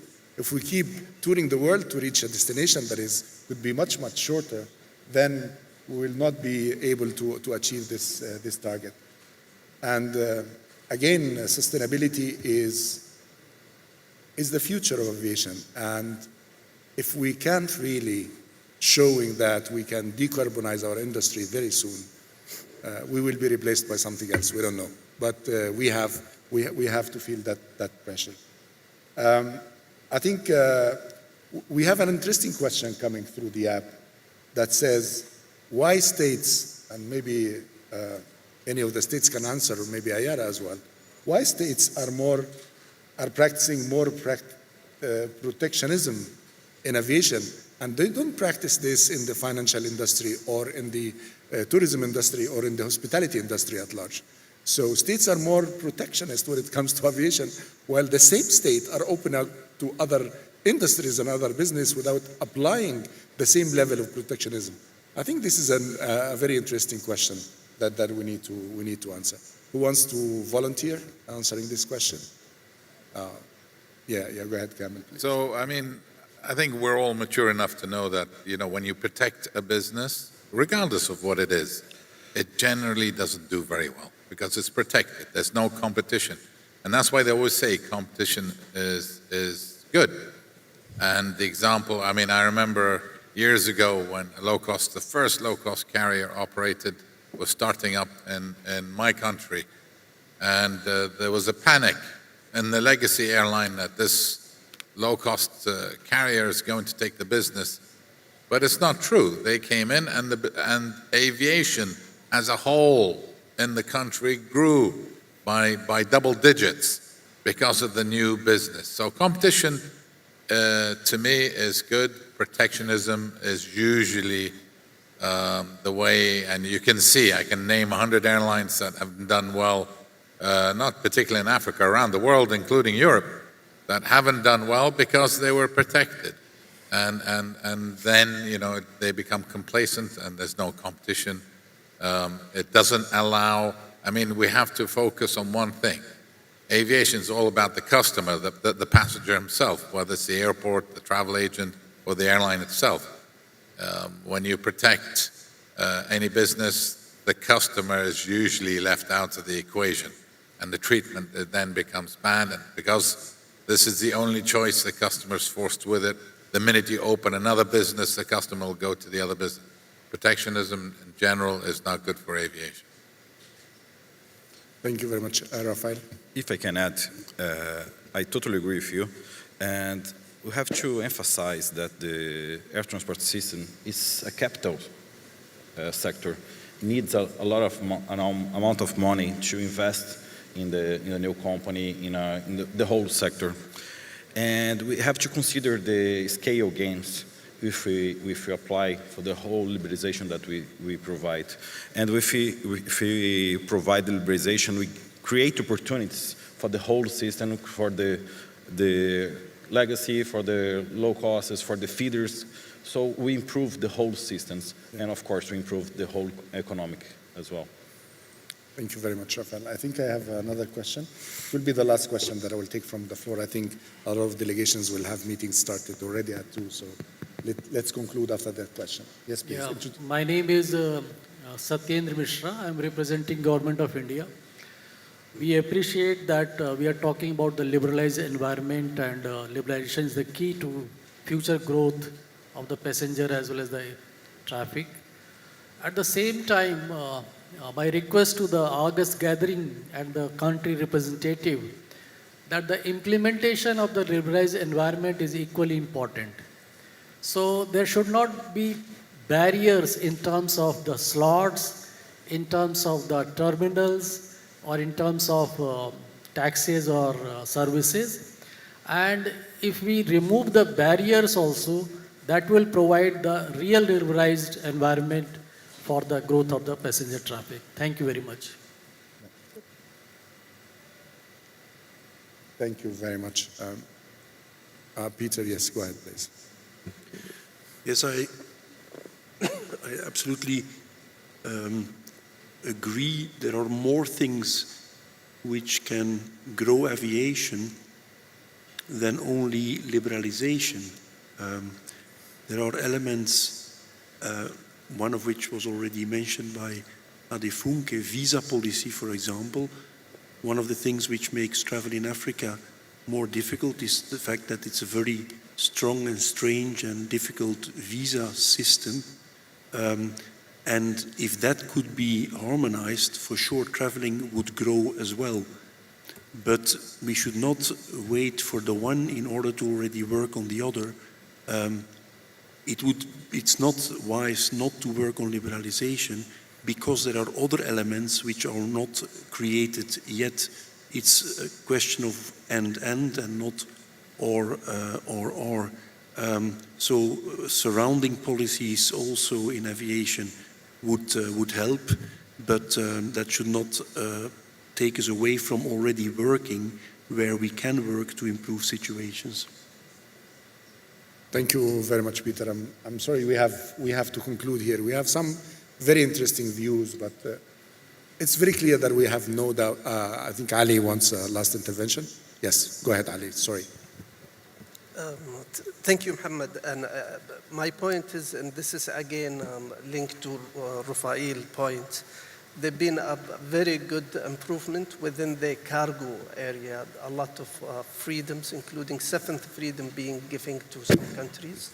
And we have the good impact on transportation of goods. We have good impact and different and more options to passengers, and less prices reflected on that. Perhaps that can be implemented later on passengers' air services agreements. Thank you. Thank you very much, Ali. And at the closing, we have seen that there is no doubt what liberalization can bring to the. I have to conclude. I'm sorry, I have to conclude. And then the panels will be available for air integration. The workshop, you want to mention the workshop? So this is something that I can give you the floor for. So the workshop is tomorrow. Go ahead, Lily, for me. Thank you very much. Tomorrow there's a workshop on SATAM from 8:30 to 1, and it will be on the implementation of SATAM based on the approach that we've shared with you. We'll share a lot more information there. We couldn't do that on this panel, of course, because of time, but please, we welcome all of our African states and, of course, our partner states who wish to be a part of our journey to join us in this workshop. It's really important for us to be able to do this. And the final comment to Africa is, let us see the African continent as our market, and potentially with 50 points to start off with. And let's open up amongst ourselves. And in the words of DK Chukwumerije this morning, we are not enemies, we are friends. So let's go into this negotiation with that spirit and with that mind. Thank you. Thank you. So we hope that we see you tomorrow in the workshop. Very interesting discussion. So just to conclude, I think we've covered a lot of very important points. The most important is that liberalization in itself is not something that is related to the air transport section. It is a mean to develop other section of the economy, and this is the most important. We have seen that in different areas of the world, the same formula work with some variations. So the traffic has increased, The size of the pie is increased, so then at least we can share a bigger pie rather than trying to fight on a smaller pie. There was also a special attention to the liberalization of air cargo, which really improved the resilience of civil aviation. And I remember during those days of the pandemic, the revenues coming from cargo kept some airlines flying, and Kamel, of course, would know that. Some of the revenues where airlines has transformed their passenger aircraft into cargo aircraft, having some belly cargo and also some cabin cargo, just to compensate for the lost revenues from passengers. So cargo is an essential and integral part of the game. And some areas of the world have started, and I think other areas of the world could follow suit to have the same agreement. There was a very interesting element that was added by His Excellency, the Minister from Suriname, on the sustainability and the environmental issues. So open skies and liberalization would add a lot to the efforts of decarbonization of the aviation system. Without it, we would lose. You know, airlines are trying to make efforts to spare 1 or 2 minutes of flights to reduce the consumption of fuel. And we are adding to the passenger journey hours and hours of flight. It doesn't look like we really understand the real issues behind this. I think the biggest challenge is how to make the first move. So always the first move is the most important. The first move to decide. And the phased approach, as explained by Defonke and by Peter, the phased approach is a good approach. We don't have to be perfect at the first stage, but we need to start. Doing the first move will give us more time to think about the next move, and this would lead at the end at a more connected world. For Africa, of course, the pain is felt dramatically because moving inside Africa is really, really very dramatic. Sometimes you have to fly from Africa out to Europe and come back to Africa. For us, in 2022, this looks like something that is unbelievable, but it's still happening. And we need to do something to recover from this very adverse situation. At the end, I wish to thank all my distinguished panelists, and please join me to give them a big round of applause. And of course, they are available for any one-to-one interaction after the panel. You can catch them on lunches or even after that. So thank you very much, and enjoy your lunch, please. Thank you.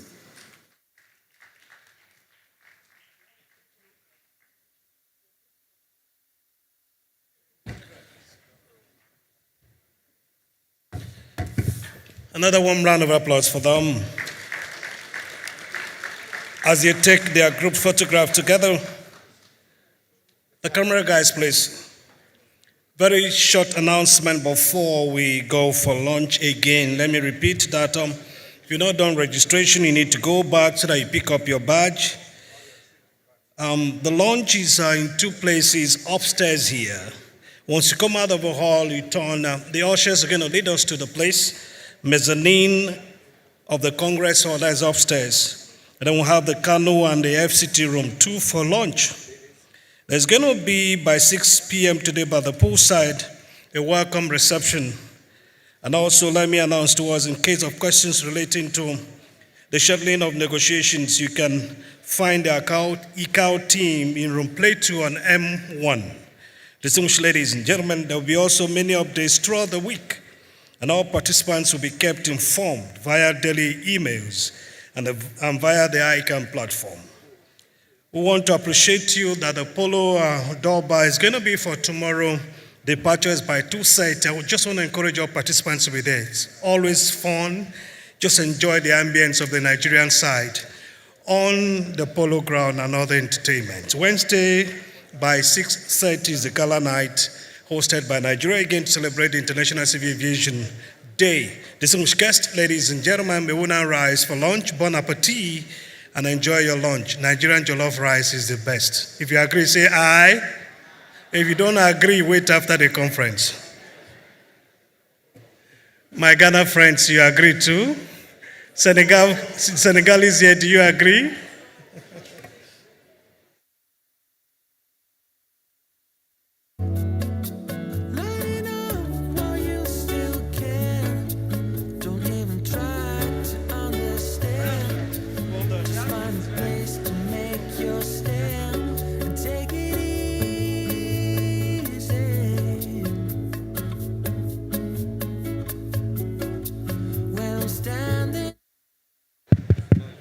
quick announcement. It will be advisable you go with your laptop bags and your critical stuff, even your phones. Please carry them for lunch. I just want to announce I'll go with our laptop bags and our phones, please. Your very important stuffs, just carry along with yourselves. And if you need to keep them, you can see me. I can keep them for you. Thank you.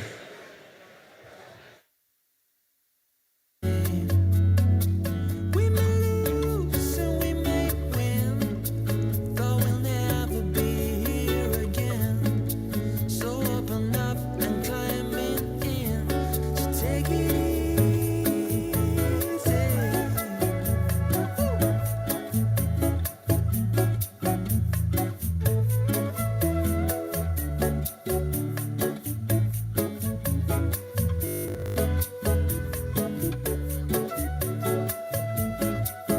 When I'm riding down the road, try to losing my love, got a world of trouble on my mind. Looking for a lover who won't blow my cover. She is so hard to find. Take it easy, take it easy.